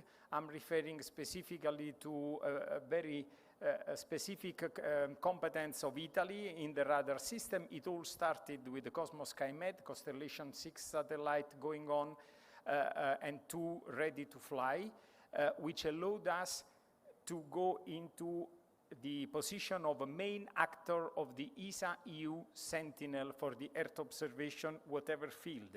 I mean, a radar, hyperspectral, as well as optical observation. We have now developed, and we are under a contract to fly Constellation for the high-resolution radar systems. The reason behind that is the increase time revisit that is very much required by the customers. Satellite ranging in the weight average of 200 kilograms and in a Constellation mode. Going to navigation, we are building the second generation of the Galileo system in Europe. Then Earth to explore, space to explore. Our heritage starts from Space Lab, therefore we are talking of the 70s, more or less, the 80s, and we've been working on the International Space Station, where we have a major role. I mentioned the fact that Thales Alenia Space has built more than the 50% of the habitable volume, and we are today the major actor in the building of the Lunar Gateway in terms of habitable volume. We have the International Lab, we have the Esprit module for the resources, we are building the US-led HALO under contract with a US prime, and we are developing under the Italian Space Agency a lunar habitat on the surface. We are also participating to the commercial LEO development with a number of actors. Today we have contract in place with Axiom, and you see the 2 modules, flight models being already manufactured in TAS. And we have the Martian mission ExoMars. We already have a satellite flying around Mars. We will land the rover in 2028. Actually, it would have been launched in 2022, but due to the crisis in Ukraine, the launch was delayed for the existing cooperation between Europe and Russia, which was actually destroyed. This being said, we are very much active in trying to look for area of cooperation with India as well as with other countries, including the possibility to localize some of the production that we have. As you see, what we need here is be competitive, and we're trying to do everything allow us to do that. Thank you very much. Thank you very much, sir. And now I invite from iSpace Incorporated Japan, Mr. Masayuki Urata.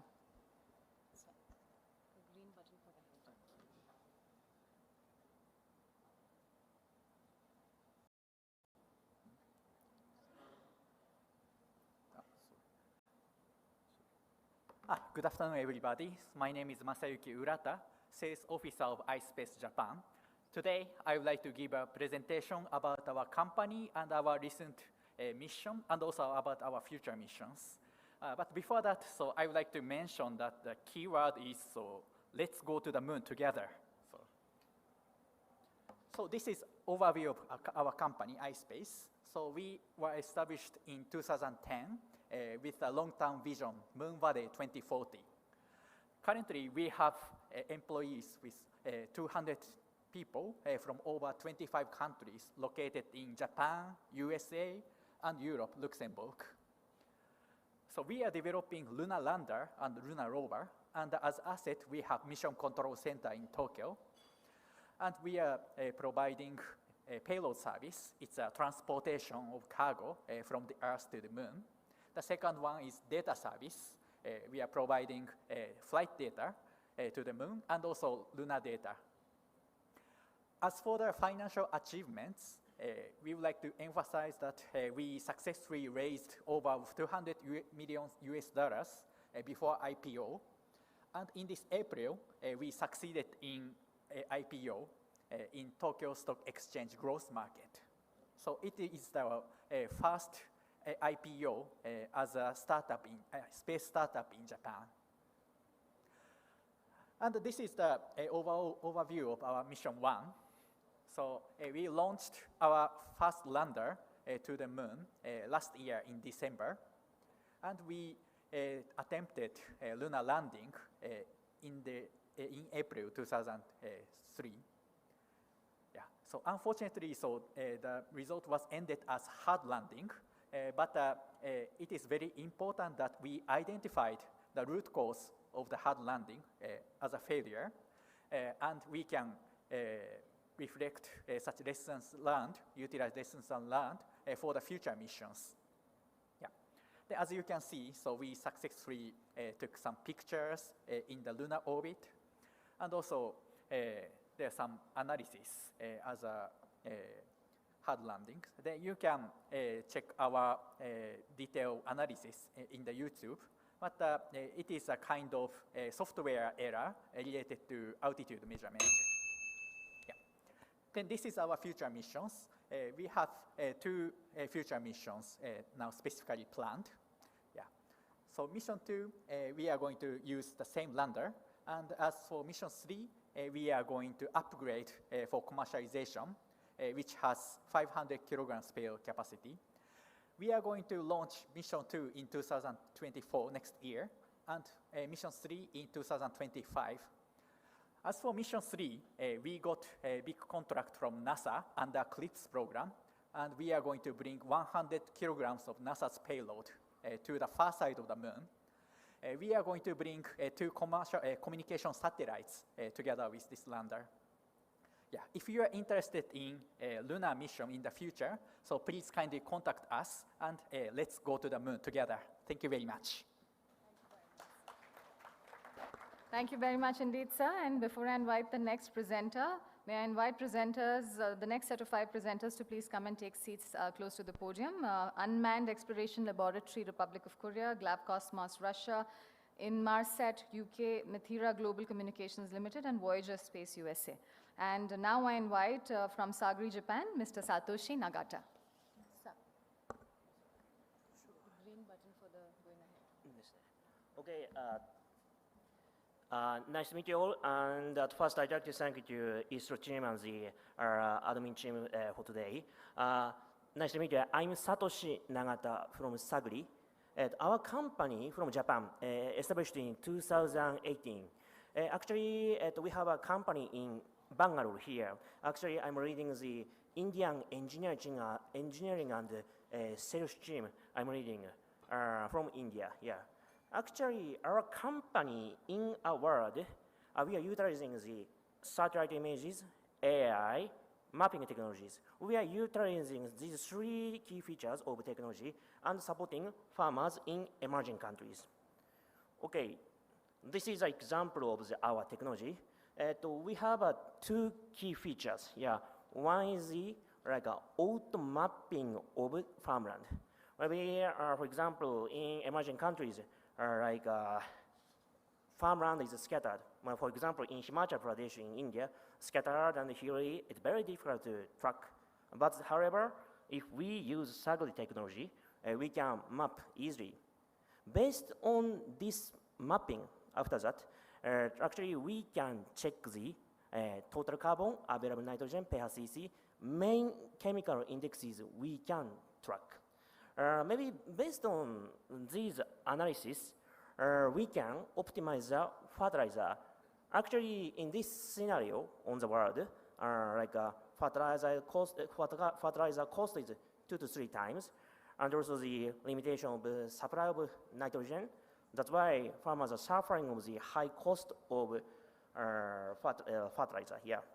To deal with these challenges, we SAGRI can provide the optimization of fertilizer based on satellite image analysis. Then, after these analysis, we can support farmers like these, based on satellite image analysis of farmland. Then we can suggest farmers to please decrease chemical fertilizer. Based on that decrease, farmers can decrease the greenhouse gases from the farmland.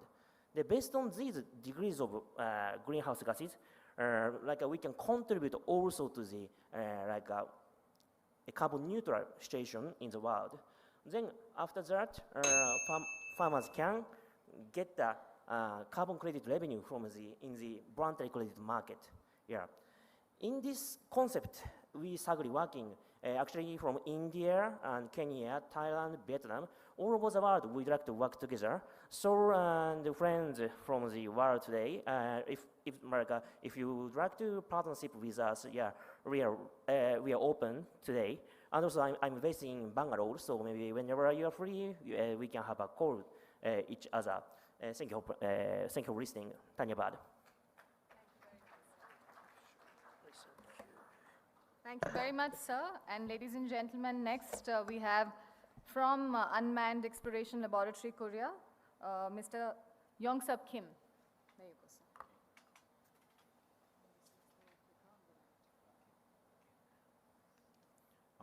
sir. Hello, ladies and gentlemen. I'm Yongsub Kim, project manager at Unmanned Exploration Laboratory. UAL is a South Korean robotics startup specializing in making rovers for space. UAL provides many different robotic platforms for use in exploration.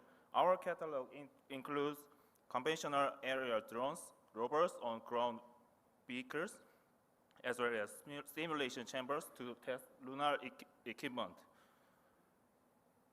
As a leading startup aligned with Korea's national space policy, we have partnered with key national research institutes in aerospace, construction, and nuclear energy, and are paired with multiple government projects for space exploration. We have built and tested multiple prototypes of lunar rovers. We have small few kilogram two-wheel rovers to large four-wheel rovers with dedicated suspensions and solar panels. We are also experimenting with foldable chassis and various technologies that allow our rovers to be packed into small space and be available for more missions. And this is our foldable wheel rovers, and we can downsizing our wheels like this mechanism. Okay. We also have separate technologies for 3D printing technology that can use lunar regolith and manufacture synthetic lunar soil for experimenting lunar equipment. We are going through these projects with various partners, both in the public and private sector. We have institutions with whom we are developing a lot of these foldable structures. These partners are critical for us to gain access to advanced technologies such as new materials testing in their space environment. Our startup is located in both the capital Seoul as well as factory in a nearby city of Ansan. The pride of our facilities is a lunar environment test bed of 10 square meters filled with lunar Legoli simulant. Also, we are collaborating with science YouTuber Minani to increase public interest in the space industry in the Korea. If you have any questions, feel free to contact us in the email address here. Thank you for hearing my presentation.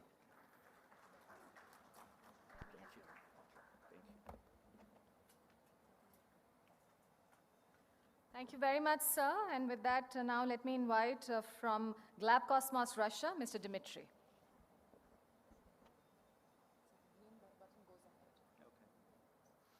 Good afternoon, dear colleagues. I didn't bring any portable demo objects with me as the previous speaker did, but I will try to surprise you and flip my presentation backwards. This is a very complicated chart that just justifies our presence here. All of you know how important all of us are in the space industry for the space economy, and since we are in the Space Economy Forum, I thought it would be necessary to show this.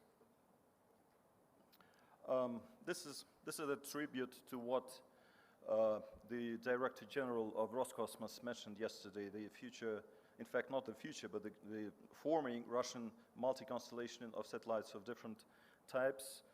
Several of them have already been launched. And this is in essence what the business of my company is. Glabcosmos is a 100% subsidiary of Roscosmos State Space Corporation. We were founded in 1985, and since then, India was one of our main partners in international space business. In fact, the core business of our company, the most probably important part of it is providing launch services. In fact, one of the last launches was from the newest Russian spaceport, Vostochny. We organized the launch of 42 piggybacks, 42 secondary payloads. We also propose commercial space flights to the ISS. The next launch opportunity will be in 2025. By the way, speaking about secondary payloads, all opportunities for this year are booked already, but we have every year at least 2 to 3 opportunities to put here payload on a federal Russian launch. Finally, I would like to commend ISRO for the great work it is doing with the private companies. We in Russia, the Russian government is also turning to the private space business, and recently Glabcosmos was authorized to tackle interaction with the Russian private companies. So, summarizing, we act as a one-stop shop for the whole Russian space industry. We're facilitating your contacts with a very complicated official, sometimes bureaucracy. That's well known how it happens. So you're most welcome to address us, and let's go to space. Thank you very much.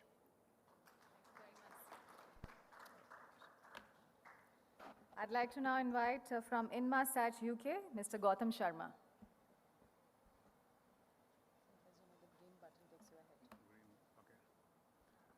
Good afternoon, ladies and gentlemen. Thank you, both the chairmen, for giving me an opportunity to be part of this session. I'm Gautam Sharma, Managing Director of Inmarsat India, and we've been giving mission-critical services to the Indian government for last 2 decades. We've also recently started giving in-flight maritime services to our Indian customers. We have also been recently acquired by Viasat, which makes us one of the largest satellite service provider in the world. The mission of the company is to connect the world, because we believe whenever everyone is connected, the possibilities are limitless. As I said, together, Viasat plus Inmarsat becomes a $4.1 billion revenue company with EBITDA of $1.4 billion. And the enterprise value of Viasat becomes $14.8 billion, We have a constellation of 19 satellites in Ka band, L band, and S band. And in addition to this, we are also planning to launch 10 more satellites, including 2 satellites in HEO orbit to give connectivity in the Arctic region. The market which we will be addressing by 2030 would be $1 trillion market. And we have around 8,000 employees, out of which 300 employees are based out of India. And we also have global offices in almost 90 plus places, including 3 offices in India, which includes Chennai, Hyderabad, and New Delhi. And we have patents of 2,500 plus jointly. The focus of Viasat entity would be on fixed satellite services, giving high throughput broadband connectivity to consumers, strategic government services, as well as mobility services. The key markets would be commercial aviation, business aviation, maritime, space, tactical networking, etc. We also believe the future lies towards broadband and IoT, and that's why the focus would remain on energy, aviation, fixed, government, maritime, and on the IoT side, on tracking and monitoring and analytics. As I said, we believe in connections, and our focus remains on sustainability because we strongly believe protecting environment is important for every citizen, community and charitable giving, and diversity and inclusion. These are few of the customers which we're already serving in India, which includes Vistara Airlines. They're using our safety broadband solutions in their cockpits. In addition to SpiceJet, where we have in some of their 777 Maxes, our Global Express services. We also serve Great Eastern Shipping Corporation of India by digitizing their maritime vessels, Shipping Corporation of India, and similarly, we're also giving connectivity across board to defense forces, which includes Swift broadband, as well as fleet broadband and in-mass at sea services. That's all from my side. Thank you very much.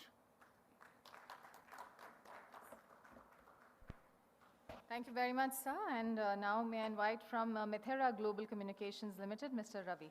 Sir. Okay.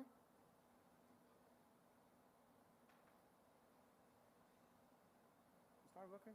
Okay. Good afternoon, ladies and gentlemen. My name is Ravi Alawadi. I represent Methera Global in South Asia. Methera Global is a UK-based company making constellation of MEO broadband satellites. Our motto is to provide services anytime, anywhere, instead of every time, anywhere. Ours is steerable beams. The satellites are at 19,500 kilometers. The filings are in the Ka, QV, and W bands. The constellation is of 128 satellites, out of which the first 12 satellites will go into the orbit in December, starting December 2024. The other part, which is very important for us, is the low-cost terminal which we are developing. It's a terminal which is developed under the leadership of Methera with the consortium of some companies. The design is at this moment proprietary, working for Ka band, but I'm pleased to announce that very soon this terminal will evolve to switch over to the other bands, including GEO, LEO, and other bands. This terminal has 2 usage, one for the residential users, up to 300 Mbps using 60 centimeter antenna, and 1.2 meter antenna giving up to 1 Gbps speed. These are our main markets, starting with the residential enterprise broadband services, GSM backhaul, government for digital rollouts, services including the earth monitoring, military and defense, other data and communication services, disaster recovery, and rescue services. Just to conclude, we are a bridge between GEO and LEO. And we are totally aligned to what has been mentioned every time, Vasudhaiva Kutumbakam, which is one Earth, one space, one family. Thank you so much. Thank you very much, sir, for that very crisp presentation. And I'd like to now call on, before I call on Voyager Space USA, may I also invite the esteemed delegates from Eliana, Singapore, Indra, Spain, Satlantis, Spain, PLD Space, Spain, and Hindustan Aeronautics Limited to be closer to the podium. And I invite Mr. Marshall Smith from Voyager Space. Thank you. All right, thank you. So we'll go ahead and get started. So at Voyager Space, I talked a little earlier, we're building infrastructure. We're trying to have inventive space infrastructure and diversified technical solutions. A lot of mumbo jumbo there, but what I'll say is, you know, this is what we're mostly known for is Starlab. Starlab is, Voyager is building the first commercial space station. We will launch this all in one single launch. It is a fairly large system. It's about 40% of the ISS pressurized volume. It has a power propulsion system, 60 kilowatt power propulsion system. The actual research system that's in the vehicle will have 100% of the payload capacity of the ISS actually, and then some. We'll have a robotic arm and a science airlock showing, actually that's our Bishop airlock that is on the ISS now. And then we'll have an equipment bay behind it where we'll keep most of the equipment. So, you know, this is a very large system, much larger than anything that has been launched in the previous systems as we move forward. We eventually will add on one or two modules to it, but in the long run, we plan to launch multiple of these stations because we really want to look at the focus of what we're doing. We want stations to be focused on research. We want them to be focused on manufacturing, maybe tourism, other things like that. They all have different needs, different types of customers who really don't play well together. You know, you don't want to be doing advanced microgravity research next to somebody who wants to play their music really loud as they move forward, or doing manufacturing that's dirty. The other things that we do that maybe aren't as well known is we're into orbital servicing and space sustainability, spacecraft communication systems, propulsion systems, both solid and electric systems, Earth and space visualization, ISR, and other advanced solutions. So just really quickly, you know, one of the things we're looking at is how do we recycle upper stages to be used as outposts for Earth observation or other types of research that folks might want to do as we move forward. Airlocks, of course, we do the Bishop airlock now. It's the first commercial real estate that became a perfect permanent addition to the ISS in 2020. We use the Bishop airlock to move it. It's actually very large. It's a little bit, I can stand up inside it, and we put payloads in it and expose them to the vacuum of space as we move forward. We do launch and mission management systems. NanoRacks, one of our companies, has been doing research on the ISS for over a decade. I've launched over 1,500 payloads. We're the largest launcher of payload systems to space with that. Moving on. We're doing orbit servicing and sustainability, refueling systems, those types of things, capture management systems, dog tags, where you can use electropermanent magnets and connect to facilities, connect in space so you can capture them and then either refuel them or remove debris. Communication systems, laser and RF communications. We have been doing RF communications for quite a number of years, as well as laser communications, digital systems, electro-optics, and custom communication systems.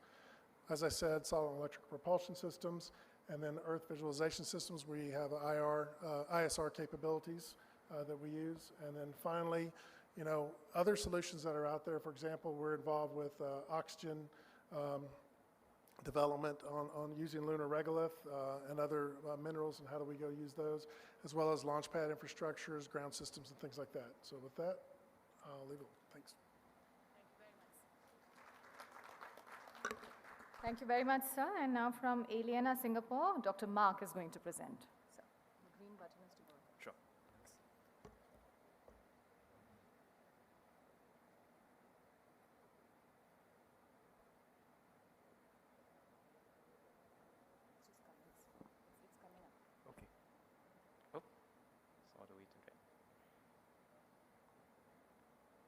distinguished delegates, I'm Mark Lim, co-founder and CEO of Eliana. Eliana is a Singapore-based company that aims to provide last-mile mobility solutions for satellites. Eliana is a proud spin-off of Nanyang Technological University, Singapore. We were incorporated in 2018 to seize opportunities presented from the new space renaissance. This includes the improved performance and widespread deployment of small satellites, the observation of satellites operating at lower altitudes, and the shift towards deployment of satellites in small to large constellations. Our core product today is the multi-stage ignition compact Hall thruster, or in short, Music Engine.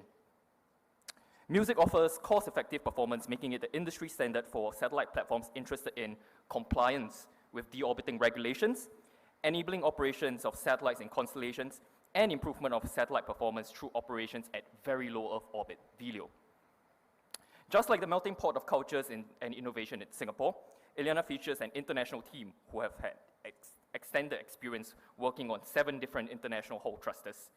We also actively engage in capability development within Singapore by training and mentoring space systems engineers of tomorrow through our internship programs. We have contributed globally through the demonstration of our systems at various laboratories. This includes laboratories at ESA, Stanford, Imperial College London, and Kyushu Institute of Technology in Japan.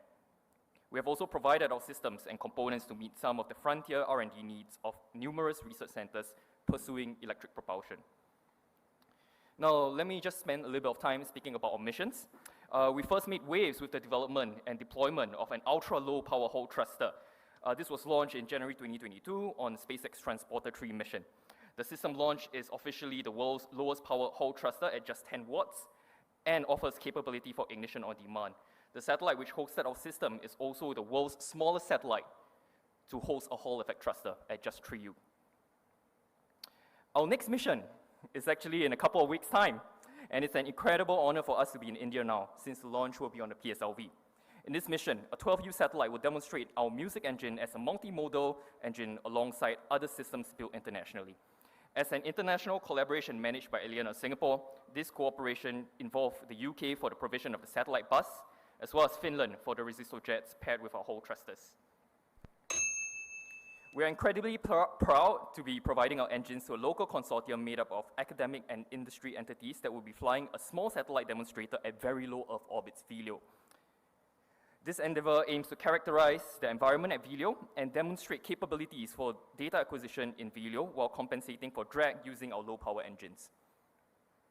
Finally, we'd like to share that we have made history with a UK consortium earlier this year by demonstrating the world's first Hall thruster to operate on water as a fuel. Eliana provided a critical enabling subsystem for the thruster tested, and it was demonstrated to operate nominally in Imperial College London and at the European Space Agency's propulsion laboratory just a few months ago. Now, in conclusion, we'd like to take this opportunity at G20 SELM to highlight that we are extremely keen on forging new partnerships internationally. We also like to explore new mechanisms or collaborative opportunities for us to provide our systems and components to sharpen the edge of your missions. I'm confident that we can go far together, and I'm looking forward to making meaningful partnerships on the sidelines of this event. Thank you very much. Thank you very much, sir. And with that, we now go on to Indra, Spain. May I invite Ms. Maria Cristina to kindly make her presentation. And the green button is to go ahead, red to go behind. There's also a video in her slide, so we'll play that video, and whenever you say, they'll play the video. Okay, thank you very much, everybody. Thanks for giving us the opportunity to stay here, showing a little what Indra company can do for everybody in the world, especially regarding to the space. Indra is a company that more than 56,000 employees around the world, with a presence in more than 46 countries, and with projects in more than 140. Really, we are starting. Here is the video. Please, could you add? Yeah? No. This one.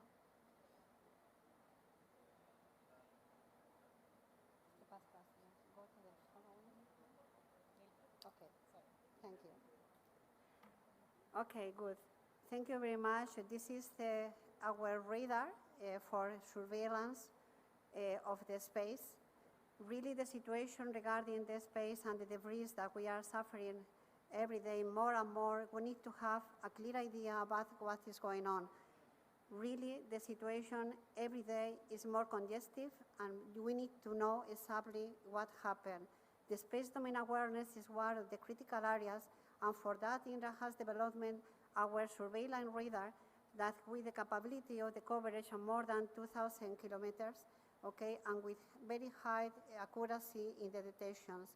With this, we can perform a complete catalog about the things that has surrounding us, okay, and we can try to predict what will be the behavior in some extent.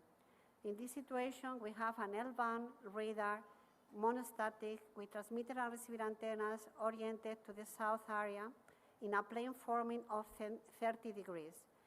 This radar is under operation from our Spanish Air Force from the end of the 2018, that right now is under the operation of the Spanish Air Force, as I mentioned.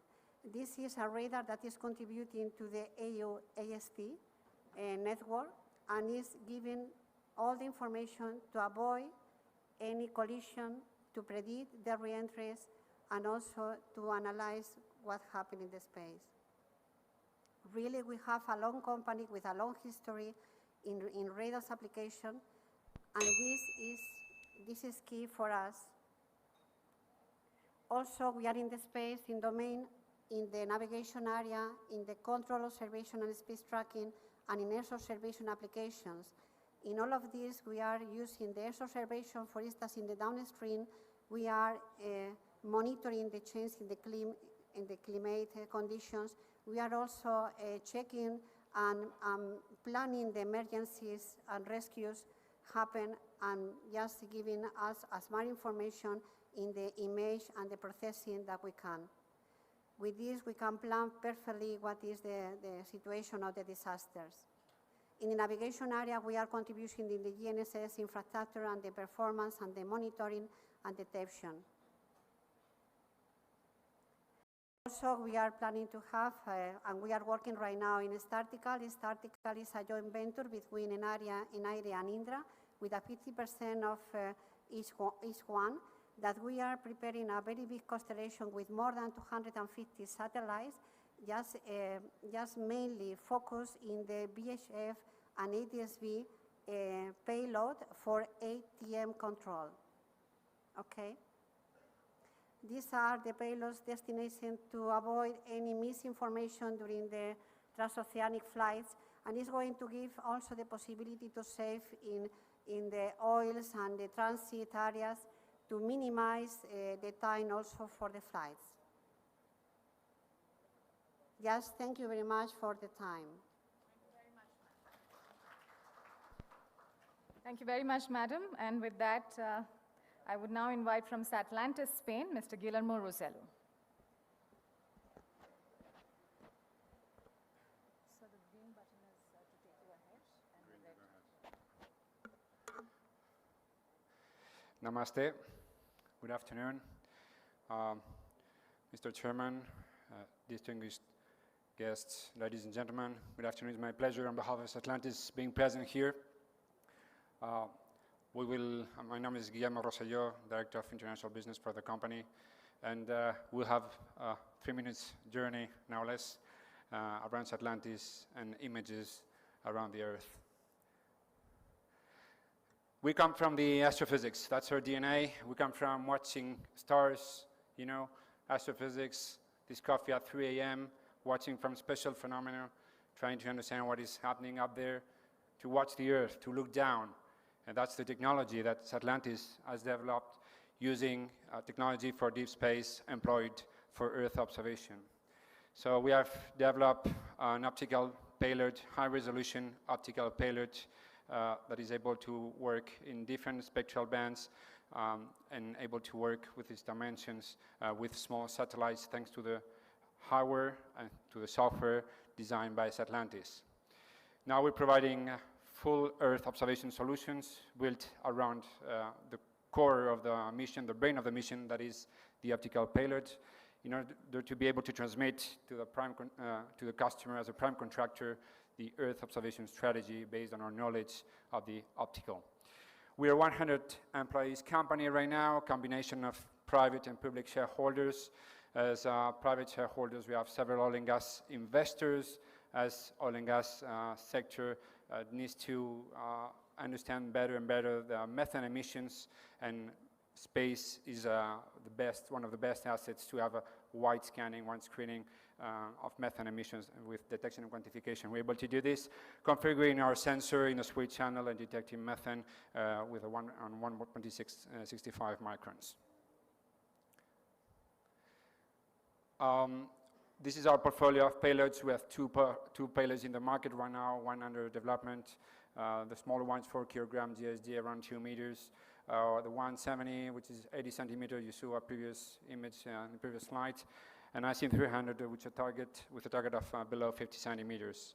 When working with full turnkey solutions, full satellites for customers, we're working with the platform you can see on the screen, and 16 CubeSat, microsats, and minisats in future with ICM-300. This is our technology roadmap. We are strong right now in the upstream and extending to MWIR and LWIR and polarimetry. These are our missions. We are in our 4th mission right now. We launched our 2nd satellite some weeks ago with Transporter 8, and we have ahead 3 missions for next year on 16 CubeSats and on 2 microsats with different instruments on board for oil and gas and defense and security. Here you can see an image of Suez Channel in Egypt. Thank you very much. Shukriya. I just want to share a thought on behalf of Satlantis. Some centuries ago, ocean and sea were granting hope for mankind. And probably today, we're all here and glued by a new hope, which is space. Thank you very much. Shukriya. Thank you very much to you, sir. And now from PLD Space Spain, may I invite Mr. Raul.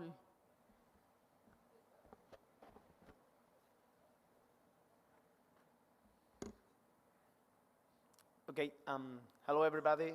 This is Raul Verdu, co-founder of PLD Space. It's a pleasure to see here in the G20 event. So it's very proud to share with us our capabilities. So PLD Space is a small launcher company. We are developing a simple and robust eco-friendly rocket. So we are selecting the very mature technologies in terms of engines, structures, avionics, ground equipment, operations, and everything to do a very simple rocket to be operated and to develop an orbital class vehicle super, reliable, because we are understanding that we are not trying to improve the state of the art of the rocket. We are just trying to do in a very simple way, in a very cost-effective way. And I want to add also that it's eco-friendly. We are using green propellants called biokerosene. We are developing with the national energy company Repsol the synthetic kerosene to be, net zero company today.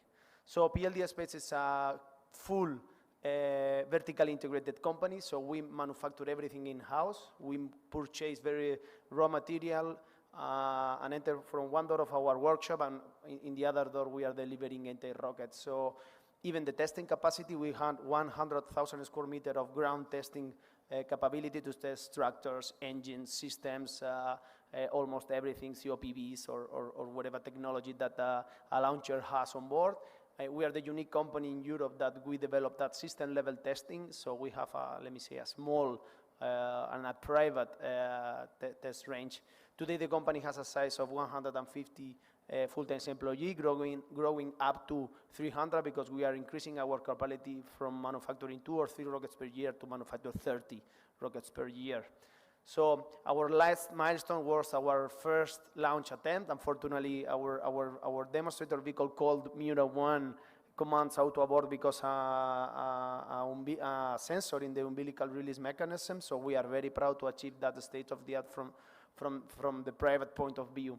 So PLD Space was a company that was founded in 2011, 12 years of heritage. I don't know if we are from the new or from the old space today, because a lot of years working today with a strong support with our national government and the National Space Agency. So I think with our project and our colleagues at Spain, we are guaranteeing at national level the capacity and the European level the capacity to launch something in the space. So stay connected because our maiden flight will be in September, October this year. So thank you very much to everybody.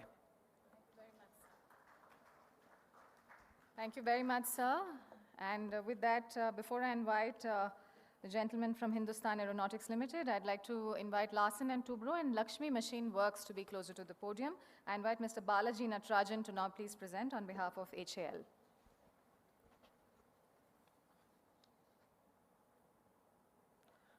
Good afternoon. HAL is a strategic partner, has been associated with ISRO for Indian space programs for almost last 5 decades. HAL has promoted ISRO for all its development projects, including Chandrayaan-3 Mars orbiter mission, Chandrayaan-2 crew atmospheric re-entry experiment test, pad abort test of cruise escape systems, etc.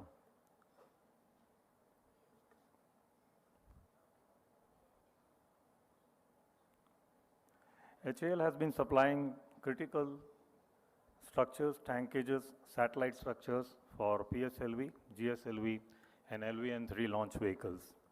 We have delivered the biggest tank and also the heaviest tank for cryogenic upgradation development program of ISRO.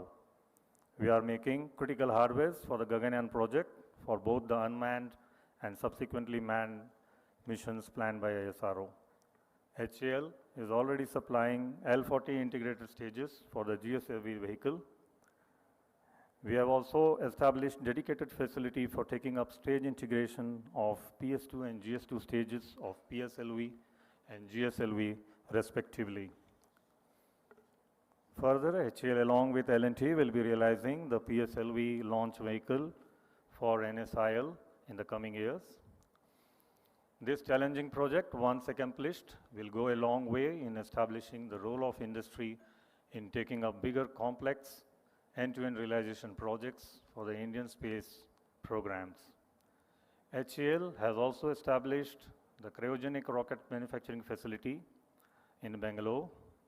We have commenced the pre-production activities and are hopeful of rolling out the development modules of the engine in a couple of months' time.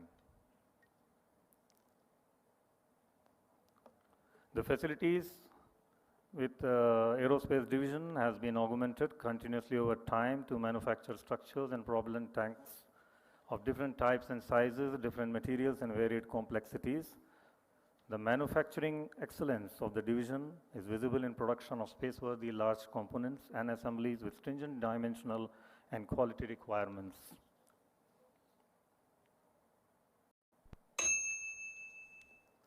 HAL has been the mainstay partner from the era of experimentation to the present era of commercialization. We hope that this journey will continue and HAL will remain to serve the Indian space industry in every way possible.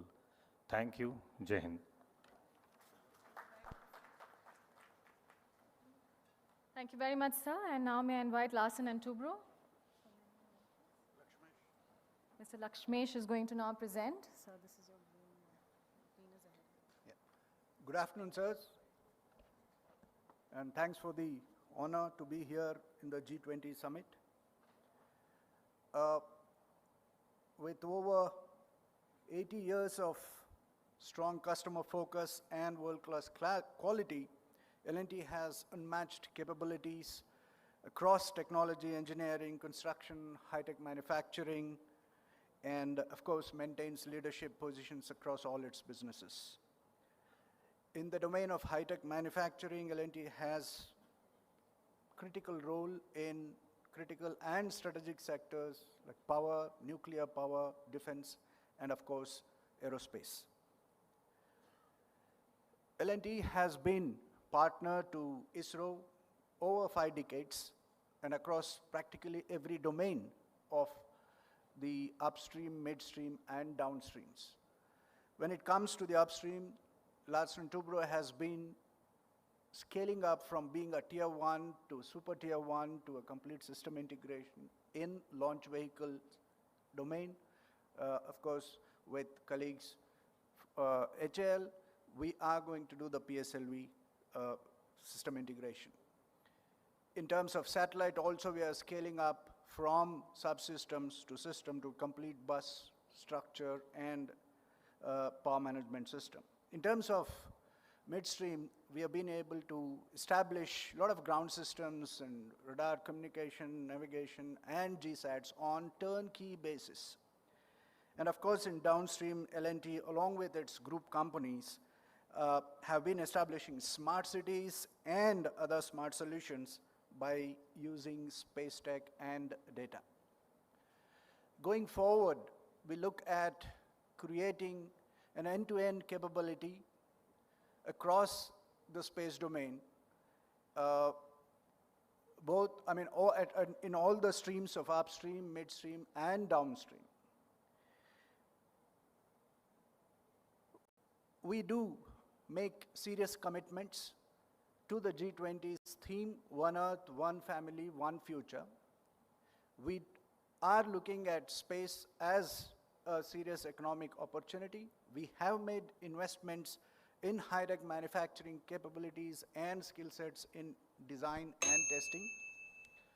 We take the responsibility of upholding the values of the country as well as the global ESG standards, and of course, take the responsibility to grow the space sector in India and around. And certainly, we do believe that it's through alliances that great things can be achieved. And L&T partners with domestic, global, governmental, private startups and to build and grow the space economy in a collective manner. Thank you very much.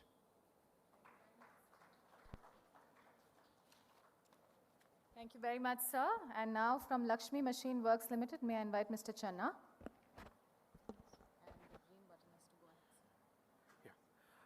Very good afternoon. Thank you very much, ISRO and G20 members, inviting us for our presentation. Lakshmi Machine Works, based out of Coimbatore. We are into composites, metallics. We have the machine shop on composites, machines, sheet metal, special process and assemblies. This is just an overview of LMW. We are a $500 million company, and aerospace division is a part of it. We are already delivering the green parts from our facility. We have installed 50 solar and wind mill with 48 megabytes, so we're already supplying the green energy parts. Glimpse of composite facility. You see all the facilities are being available at our shop, right from cold storage to C-scan, the newest machine we have, hot air oven, and also the clean rooms. The largest clean room we have to accommodate large launch vehicle parts, and largest autoclave we have, which is around 6 meter length and 4 meter dia. So accommodate major of the curing processes, including the hot air oven. You can see the NDT facility. We have all, as I mentioned, C-scan with the largest 7 meter, and all the facilities on Sonatest, A-scan, and bond tester as well. We're proud to say that we have created the Center of Excellence for Payload Fairing in India. We are manufacturing various payload fairing today. If you can see, our largest is around 10 meter height. The second was 3 meter height. So we will be the largest payload fairing manufacturer for various companies. Proud to say to contribution for ISRO as well, as I mentioned, including payload fairing, we are supporting the equipment-based route and also on the antenna structures, adapters. Some of the other programs we do with composites on the engine side, we have on the acoustic door panels, helicopter parts, radars, and also on the cowling parts for helicopter. We are also into the aerostructures. You can see the large parts of structures, including some of the space program and also on the wing parts. We do manufacture and also process at our facility and also assemble it. So we have a one-stop solution at our Coimbatore facility. As I mentioned on the capability of engine parts, we do various parts, as I displayed over here, right from large 1.5 meters dia rings to various casings and the turbine parts as well. We have the special process facility to accumulate all the parts over here. We do processing and also on the requirement of painting, NDT, passivation. We are also in the assemblies of some of the structural parts of aircrafts and also on the, it's in military aircrafts. Thank you.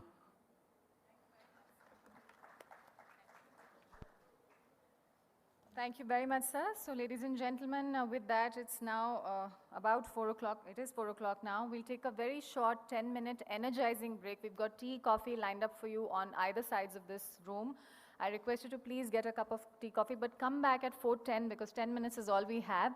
We have a lot of more presentations. We are at the 23rd one right now. We have 49 total presentations. So, I'm going to request you to please come back in a few minutes before 10 minutes. Finish. So I invite you to please do join us for tea, coffee on the other sides of this room in the wings, and please come back in 10 minutes. You could bring along your tea, coffee cups. Thank you so much once again, ladies and gentlemen. After this, of course, for those of you, our participants, we have Bharat Heavy Electricals Limited, Central Manufacturing Technology Institute, Midhani, Centum Electronics, OneWeb India, and Anant Technologies. Those are the next 6 presenters. And thereafter, ladies and gentlemen, I will be announcing the others to come join us closer to the podium. So thank you once again. Please take this energizing 10-minute break only and come back a little before, couple seconds before 4:10. Thank you so much for your cooperation.